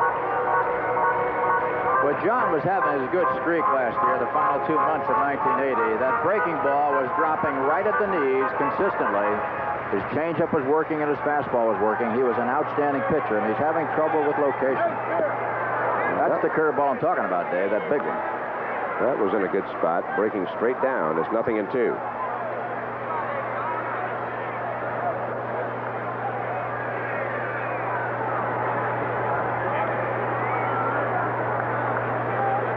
Runner goes. Kennedy has a shot. Got him. Boy, Ozzie really steals a lot of plays with those quick tags. Kennedy gets him. Play goes 2-6, and Madlock cut away. Pirates get a run. A couple of base hits, and nobody left. We go to the 8th. Padres have 2 shots left, and they trail 6-3. Jackson, 3rd time he's appeared in the series in as many games. Looks like that tummy is starting to go over the belt buckle, but still a fine relief pitcher. Got the save in Game 1 last night. Had a chance for the save in the nightcap, but ran out of steam. Kent Tekulve came in and notched it. Jackson brought in here as 3 left-handed batters coming up. Our perch up here on the 4th level at Three River Stadium. As Red Barber would say, the old Brooklyn broadcaster, high above Dodger Stadium in the catbird seat. Indeed. Terry, a walk, a hit, and a flyout. And he will be using an ice pack after tonight's game.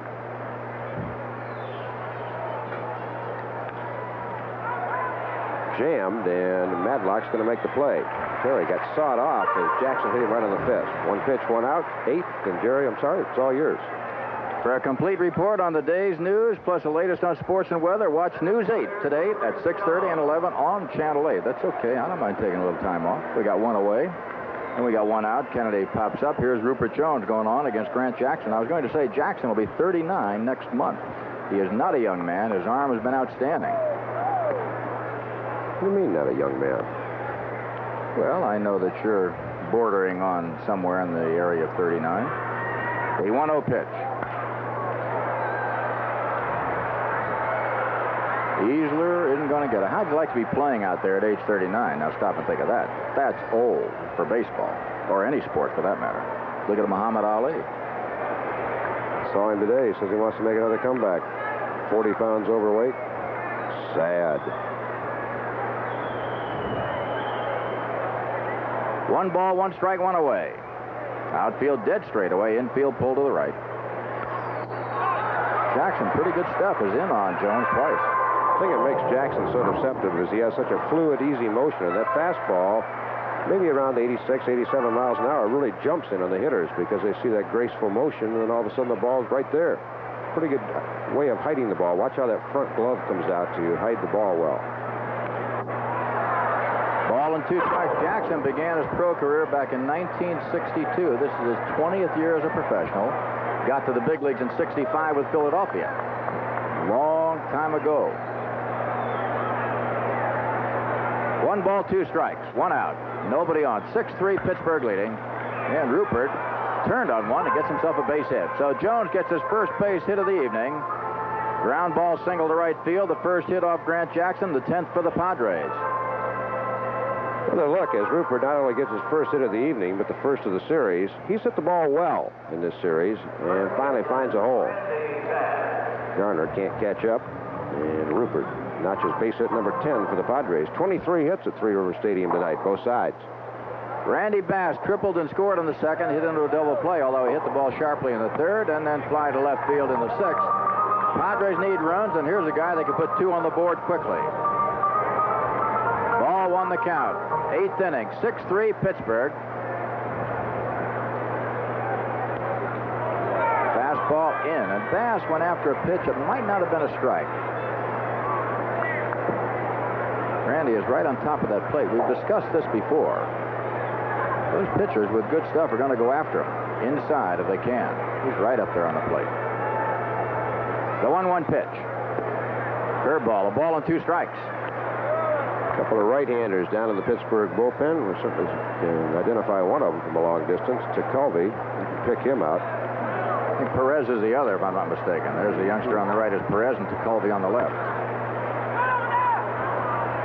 Montanez runs Bass out, and down to second base in scoring position goes Rupert Jones. And this is a run the Padres really would like to pick up.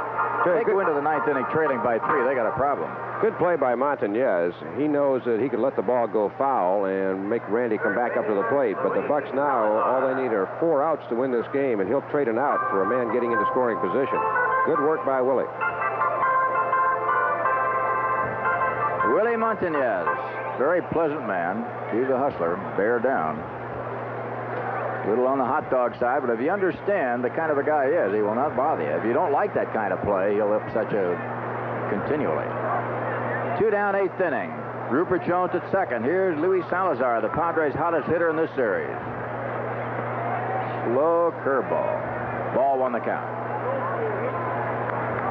Louis batting at .299, 1 tick under 300. Got 5 hits in yesterday's doubleheader. 1-0 pitch. Slow curveball, and he tried to get the fastball on the inside part of the plate. 2 balls, no strikes. Joe LaFay is the man behind Salazar. He may not hit.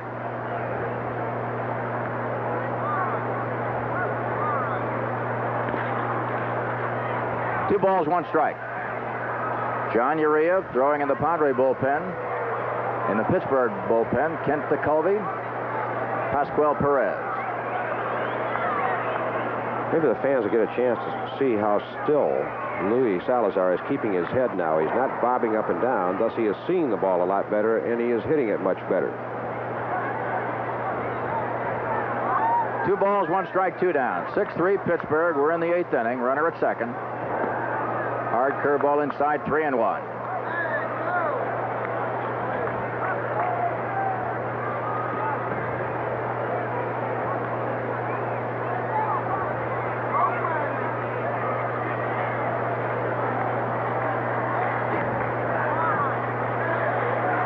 The 3-1 pitch coming up. Hard shot, left field. The ball is foul. Wow. Manager Frank Howard has somewhat of a dilemma on his hands. If he sends up a right-hander for Joe LaFay, they could bring him a right-hander from the bullpen, Kent Tekulve.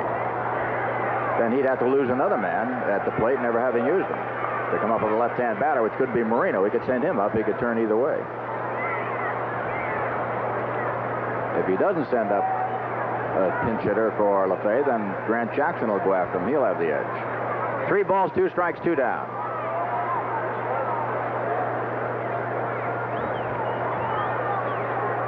6-3, Bucks leading. At second base, Rupert Jones.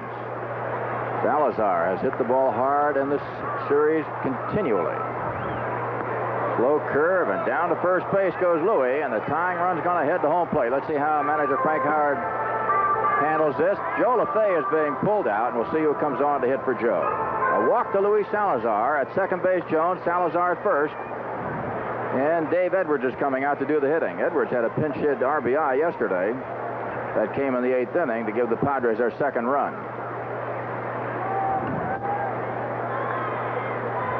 So Edwards will bat for LaFay, and let's see if manager Chuck Tanner counters with one of his right-handers, Kent Tekulve or Pascual Perez.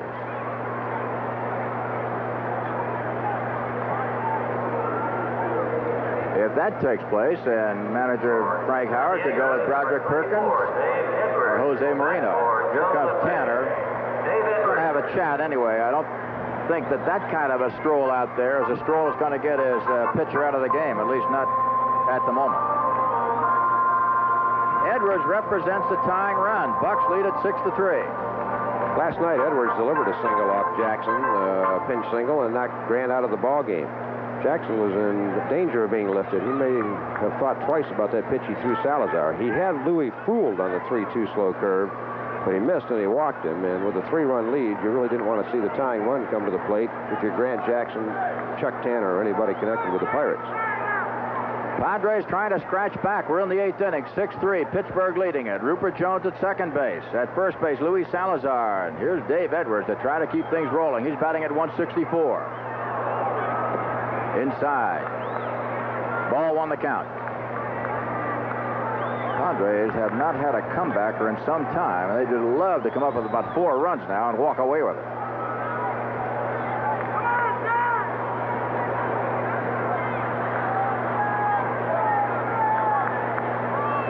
The 1-0 pitch to Edwards.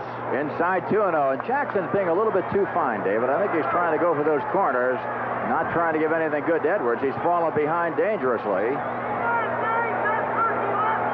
Tying run at first base. At the plate. At second base, Jones. Salazar at first. And the tying run at the plate in the person of Dave Edwards.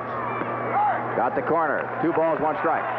Good pitch by Jackson. 2-0. He knew Edwards was cranked up to try to jerk one out of here, and he nailed the outside corner. When you pitch for 20 years as a pro and you're 39 years old, you learn a few things, and Jackson knows that this man right here could be a devastating hitter to him if he doesn't watch it. 2 balls and a strike to Edwards. Inside, 3-1. And Jackson in danger of walking him full.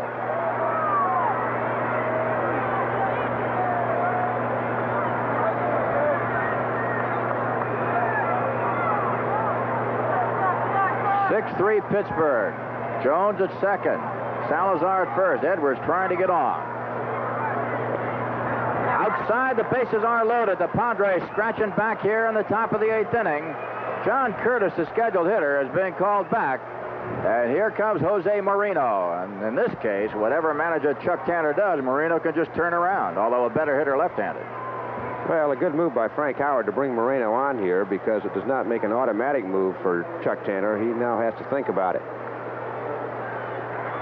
Personally, I would rather see Moreno facing Grant Jackson, even though he may be a little better hitter left-handed, than going against Tekulve, who's got that sinker ball and been throwing well. That's John Urea, who will come on to pitch the bottom of the 8th inning for San Diego. Moreno comes on to bat for Curtis. Jose brought up from Hawaii, where he was batting at a 305 clip, and that's all for Grant Jackson as manager Chuck Tanner comes out of the Buck dugout for the second time. That's an automatic removal. Well, Tanner's going to go with his hot man. Tekulve, in the last 23 innings he's pitched, has only allowed 2 runs. And Jackson, for the second night in a row, fails. He did pick up the save in the first game, but hasn't been able to get out of an inning that he started in the last 2 ball games. We would certainly guess it's going to be Tekulve. He and Pascual Perez, but Tekulve looks like he has the jacket and will be the guy. Don't really have any further updates on scores, but Perkins, a good pinch hitter, waiting. Here's the pitch. Outside, Tekulve missing. Kent has a record of 4-3, an ERA of 2.75. At third base, Rupert Jones. Luis Salazar at second. At first base, Dave Edwards. Padres trying to scratch back. They're trailing by 3, 8th inning. Outside, Tekulve misses badly on 2 pitches.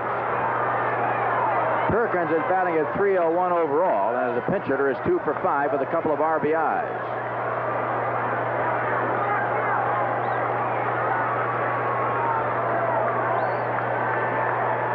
Big part of the ball game. Padres threatening here in the 8th inning, trying to come back. The 2-0 pitch. 2 balls and a strike. Article on Tekulve in the local papers today talked about how he really feels he has to be tired to pitch well. Said he was a little worried. He got all that strength back during the strike. Said he threw 15 to 20 minutes a day for 10 days during the workouts. And if he doesn't think Chuck Tanner's going to use him, he'll throw some in the bullpen. He says he likes to have a tired feeling in his arm. He says he doesn't feel all that well, but it makes him pitch better. It's that sinker dipping a lot better than it normally would. Here's the 2-1 pitch to Perkins. Hard ground ball. Through Garner into right center field. That comes over the bases. Here comes Edwards. There's going to be a play, but Edwards is going to beat it, and the Padres have tied it up. Oh, man, oh, man. Bill Garner let one get through him, and it cost the Pittsburgh Pirates 3 runs. It's all even at 6. This ball should have been stopped. Perkins hits it hard. My first inclination was the ball took kind of a crazy hop over Garner's glove. Let's take a look. Garner gets there, has the glove down. Can't really tell, but on the AstroTurf, the ball will roll forever. By the time Parker polices it up, Dave Edwards, who has great straightaway speed, makes it in, and we're tied at 6. A double for Perkins ties it up at 6, and that takes Ed Soloman out of the ball game. It takes Rick Wise off the hook, and the game now belongs to John Curtis and Kent Tekulve as Ozzie Smith steps in. Padres with a chance to win it. There's an attempted pickoff at second. Back goes Perkins. Broderick Perkins, 3 for 6 as a pinch hitter with 5 RBIs. Man, did he do it then. He found the hole, got into the alley in right center field. When the ball got by Garner, that's all she wrote.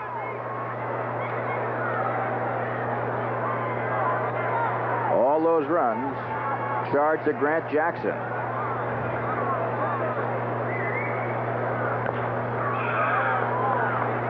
No balls and a strike. Ozzie drove in a run in the, let's see, that was in the second inning rather, with a line single to right field. Quick handoff. Buccos all tied at 6. There you're looking at Perkins at second base. He represents a go-ahead run. We're in the top of the 8th inning. 1 ball, 1 strike. 1-1 the count. Pirates played a game tonight where they did everything well execution-wise until the 8th inning when Grant Jackson walked a couple of men with a 3-run lead, and he will have to pay for that. Gets charged with 3 earned runs in 2/3 of an inning.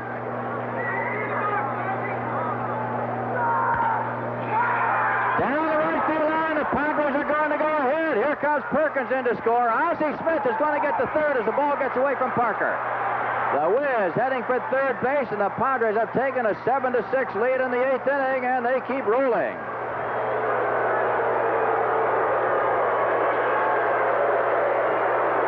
Buck fans not too thrilled, and I'm going to have to give my partner a little bit of a reward for his clairvoyance. He looked over at me when the Padres got 3 on. He says silently they're going to score 4 runs. They just have scored 4 runs. They take the lead 7-6. This ball hits very weirdly and bounces completely away from where Parker thought he was going to get it. Padres have taken a 1-run lead, 7-6, and here comes the man who's hit in the clutch all year long, Juan Bonilla.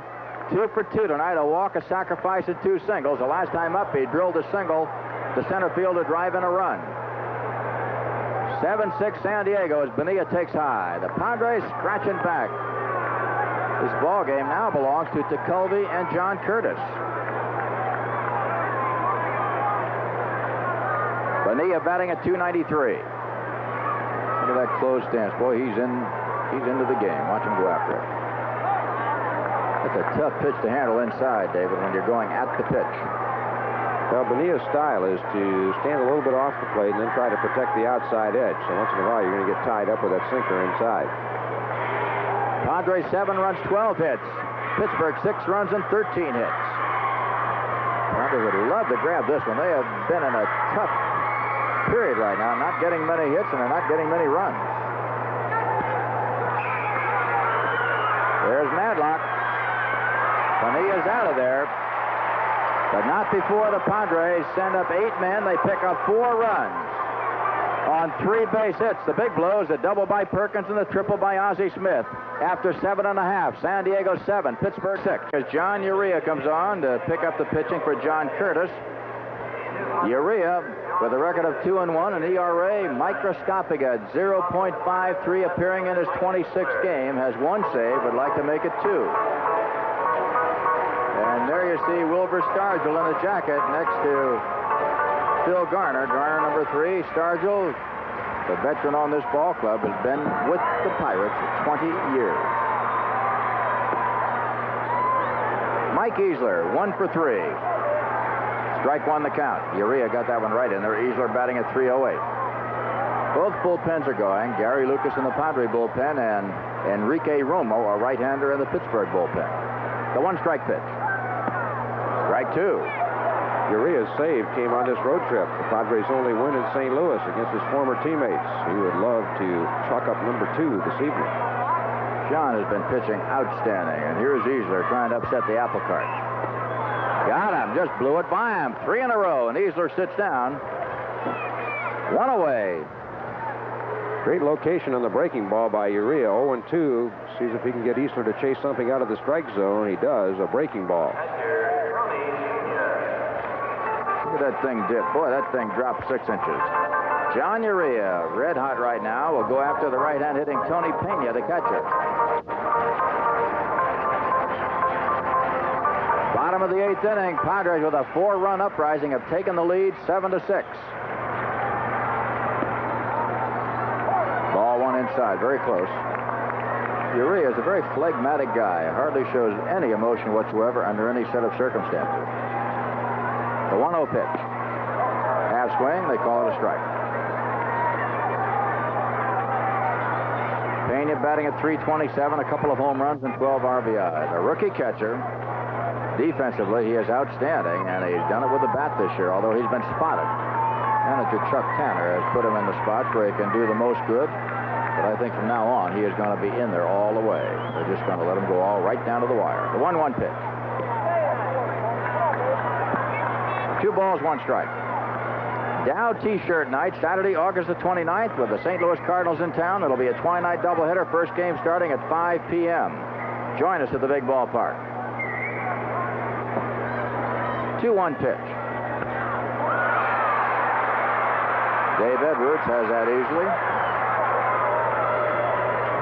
2 down.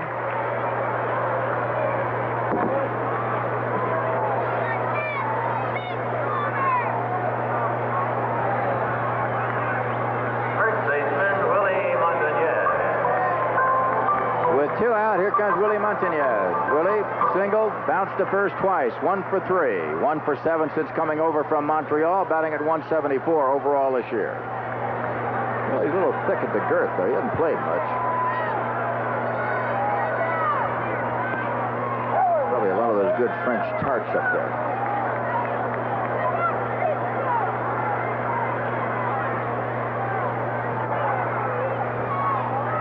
Pitch. 2 balls, no strikes.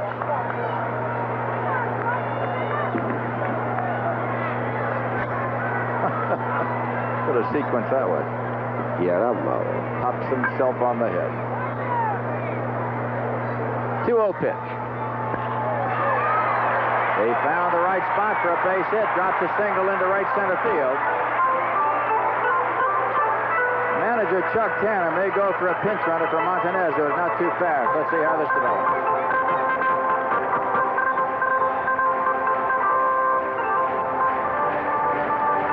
Urea makes a pretty good pitch. He gets into Montanez's hands, but Willie has that good strength. And we saw him do a lot of that in San Diego last year. He's a dangerous man. Keeps that bat in a level plane. As we watch Willie do his thing coming around first base. So Montanez will stay in the ball game, and he'll do the running. Here's Phil Garner. Garner 2 for 3, a single and a double. Strike 1. Interesting man now comes into focus on that Pirate bench, Willie Stargell. He's available to pinch hit. We just saw him earlier, but Gary Lucas, if Chuck Tanner should bring on Stargell, would probably come on to pitch.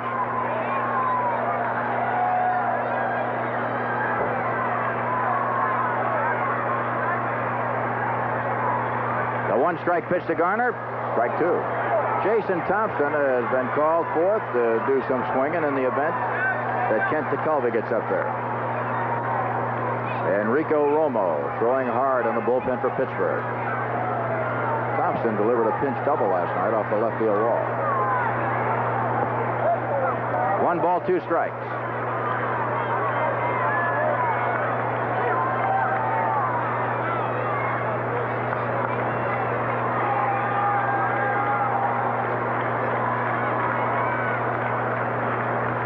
Montanez short lead at first. Outside. 2 balls, 2 strikes. You know, you mentioned Stargell. He had his leg in a cast. I really think that's a decoy. I don't think he's ready to play. I don't know this for a fact, but I think they just want him there to let you think he's available. 2-2 pitch. On the ground. Bonilla has him at first base, and that closes out Pittsburgh in the 8th inning. No runs, a base hit, 1 man left after 8 full innings of play. Padres 7, Bucks 6. 6-1. They came back and tied it only to lose it, but they've come from a long ways back in this one. Garner had a little trouble finding the handle on that, but got it over there in time to get Richards. The play goes 4-3. 1 away, 9th inning. Here's Terry Kennedy. Kennedy singled, walked, flied to right into center field. He is 1 for 3. 3 for 9 in the series, an average of 300 on the button. Terry has been at 300 for a month. Boy, he's just been stroking that ball. He's not running out of sight, but he keeps getting his hits when he has to. Look at that. Couldn't hit it any better. Terry at first base with a line single to right. Padres would love a little insurance there, and there's his dad, Bob, bending over there, intently watching his son. I'll tell you, that can be quite a thrill if your son's in the big leagues following you. Bob had a long big league career covering at least 15 years, as I recall. That's as much bat speed as I've seen Kennedy generate this season. He just unloaded. His eyes got big when Tekulve got that sinker up, and he really whistled the bat through the zone. Rupert Jones, 1 for 4 tonight. Singled and scored in the 8th inning when the Padres picked up 4 runs to go ahead.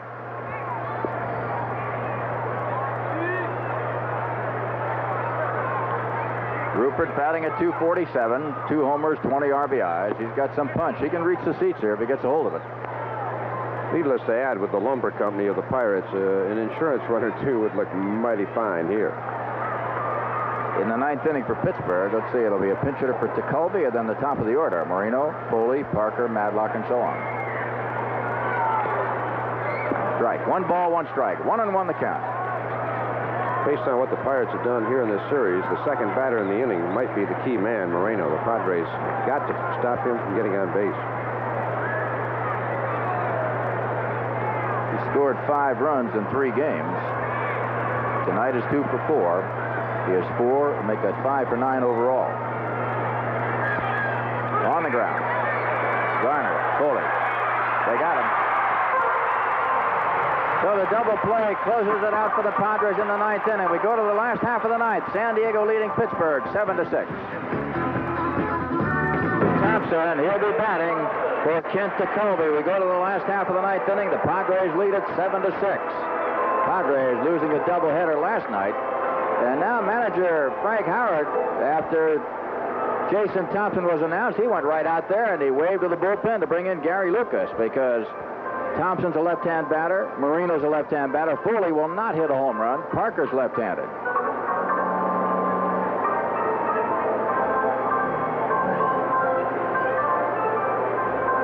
So John Urea will not get his save after all.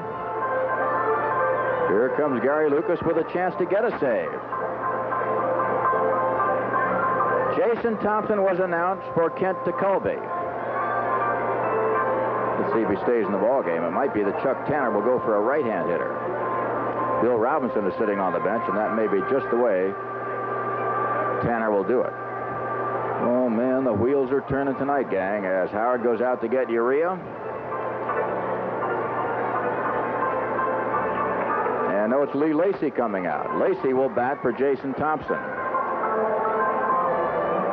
So Urea leaves after pitching 1 good inning, giving up a hit and no runs.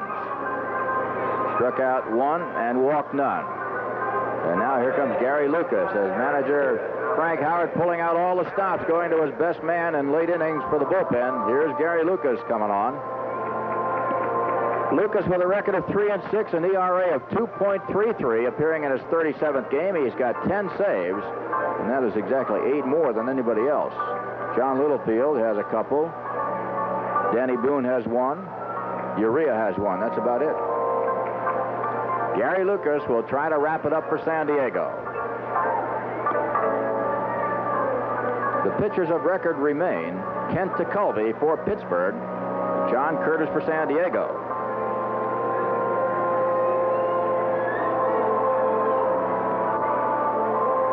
Pittsburgh, by winning the doubleheader last night, moved their record to 5-7. They're only 2.5 games behind the front-running St. Louis Cardinals.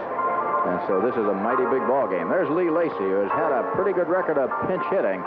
He and Jerry Turner in 1 year tied the National League record as we look at Enrico Romo in case he has to do some pitching in the 10th inning is moving in. Lacy and Jerry Turner both tied the National League record for most home runs as a pinch hitter at 5. So Lacy will be coming on to bat for the announced Jason Thompson.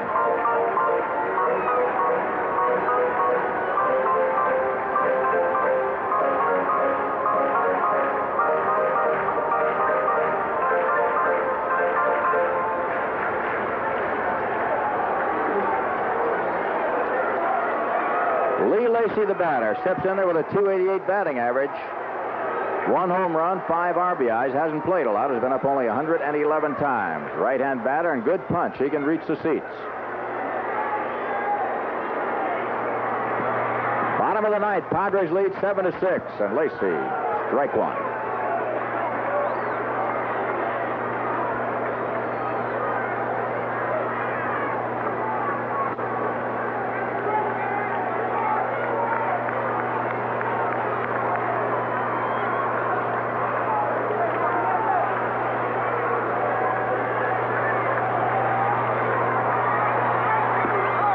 On that corner, strike 2. Lucas found the spot perfectly.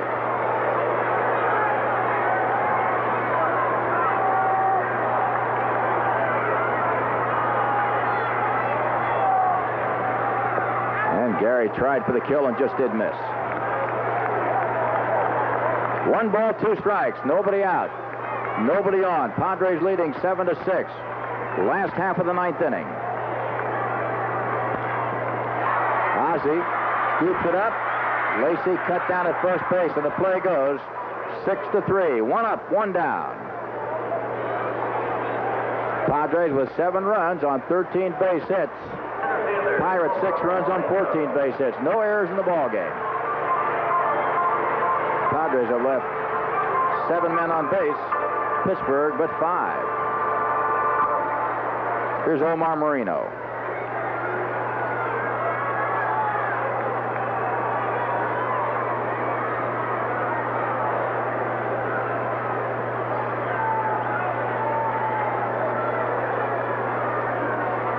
Here's the guy you want to keep up. 2 for 4 tonight. He's been on in the first 3 ball games. Has scored 5 runs.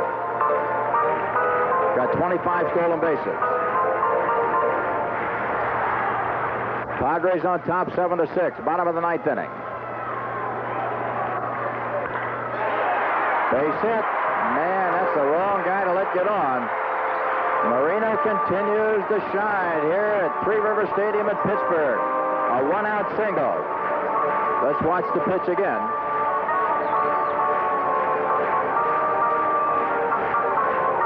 A breaking ball and a good stroke by Marino. He just dropped it into right center field. Solid single. 3rd hit of the night for Marino. He has 6 hits overall in 10 trips. So Lucas will have to keep his eyes peeled for Omar Marino. He can run. Here's Foley. Tim is 1 for 3. Well, manager Chuck Tanner is not above trying it, going for the whole ball of wax.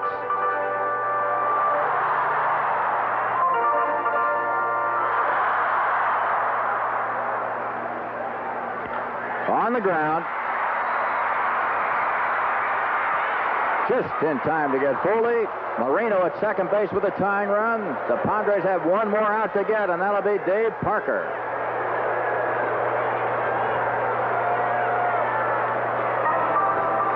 Well, there's the ball game right here. Parker against Lucas.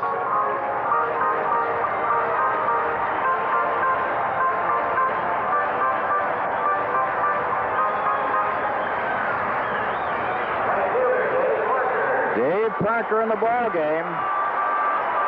Sacrifice fly to drive in a run in the 1st inning. Singled and scored in the 3rd. Tripled and scored in the 5th. Scored another run in the 7th inning. He has been on base all night long. At second base with a tying run is Omar Marino. Strike 1, blew it right by him. Good pitch by Luke.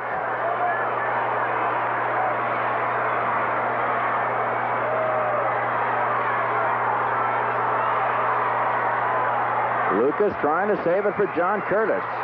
Padres lead by 1, 7-6, 2 outs. Last of the 9th inning. Marino. I can't think of a play that wouldn't allow him to score with his big speed. He'll be off with a crack of the bat. Parker batting at .250. 6 homers, 33 RBIs. 1 ball, 1 strike. Breaking ball just off the corner. Look at that big guy. 6'5", 235 pounds.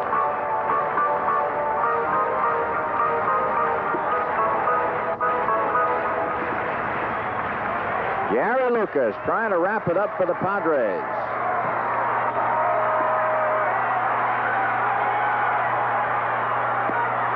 Strike 2, 1 ball and 2 strikes. Lucas just ripped it right by him. Parker rolled on the other side of the plate, walks back, checks things out. Padres 7 runs, 13 hits. Pirates 6 runs, 15 hits. Tying run at second base with 2 down.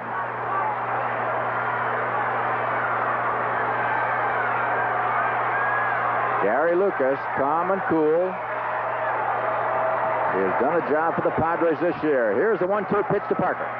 Way outside. Nice play by Kennedy. 2 balls, 2 strikes, 2 outs.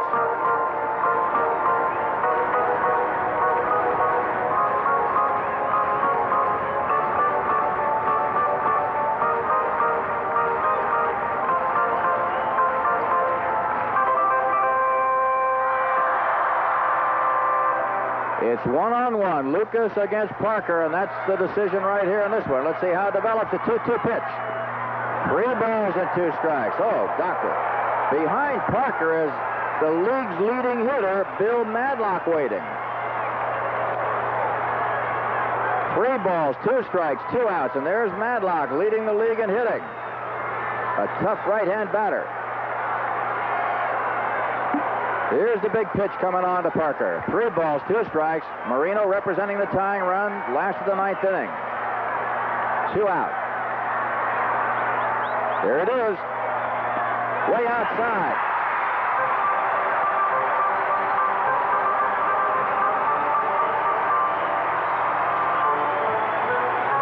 Lucas walks the winning run on, and that'll bring up Bill Madlock.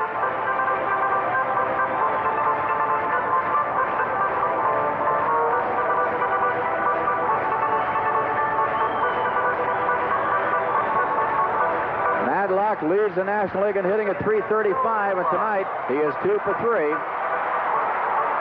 5 for 10 in the series. Lined out to short in the first, singled in the third, hit a sacrifice fly to score a run in the fifth, singled in the 7th inning. Bottom of the 9th, the tying run at second base, the winning run at first base. Marino at second, Parker at first, and he can run. The big guy, but under a full head of steam, there aren't too many that can match him. On the ground, foul. A good slider in on Madlock, and that's Joe Lynette, the third base coach for the Pittsburgh Pirates. If you just tuned in, the Padres were trailing Pittsburgh 6-3 when they got 4 runs in the 8th inning. The big blow, a bases clearing double by Perkins, and a triple by Ozzie Smith, putting the Padres ahead. As Frank Howard, you can bet he's a little jittery right now. The 1-strike pitch. Down the right field line, that'll be foul, off into the corner and out of play. No balls, 2 strikes. Parker was all the way around second on his way to third. Marino was heading for the plate.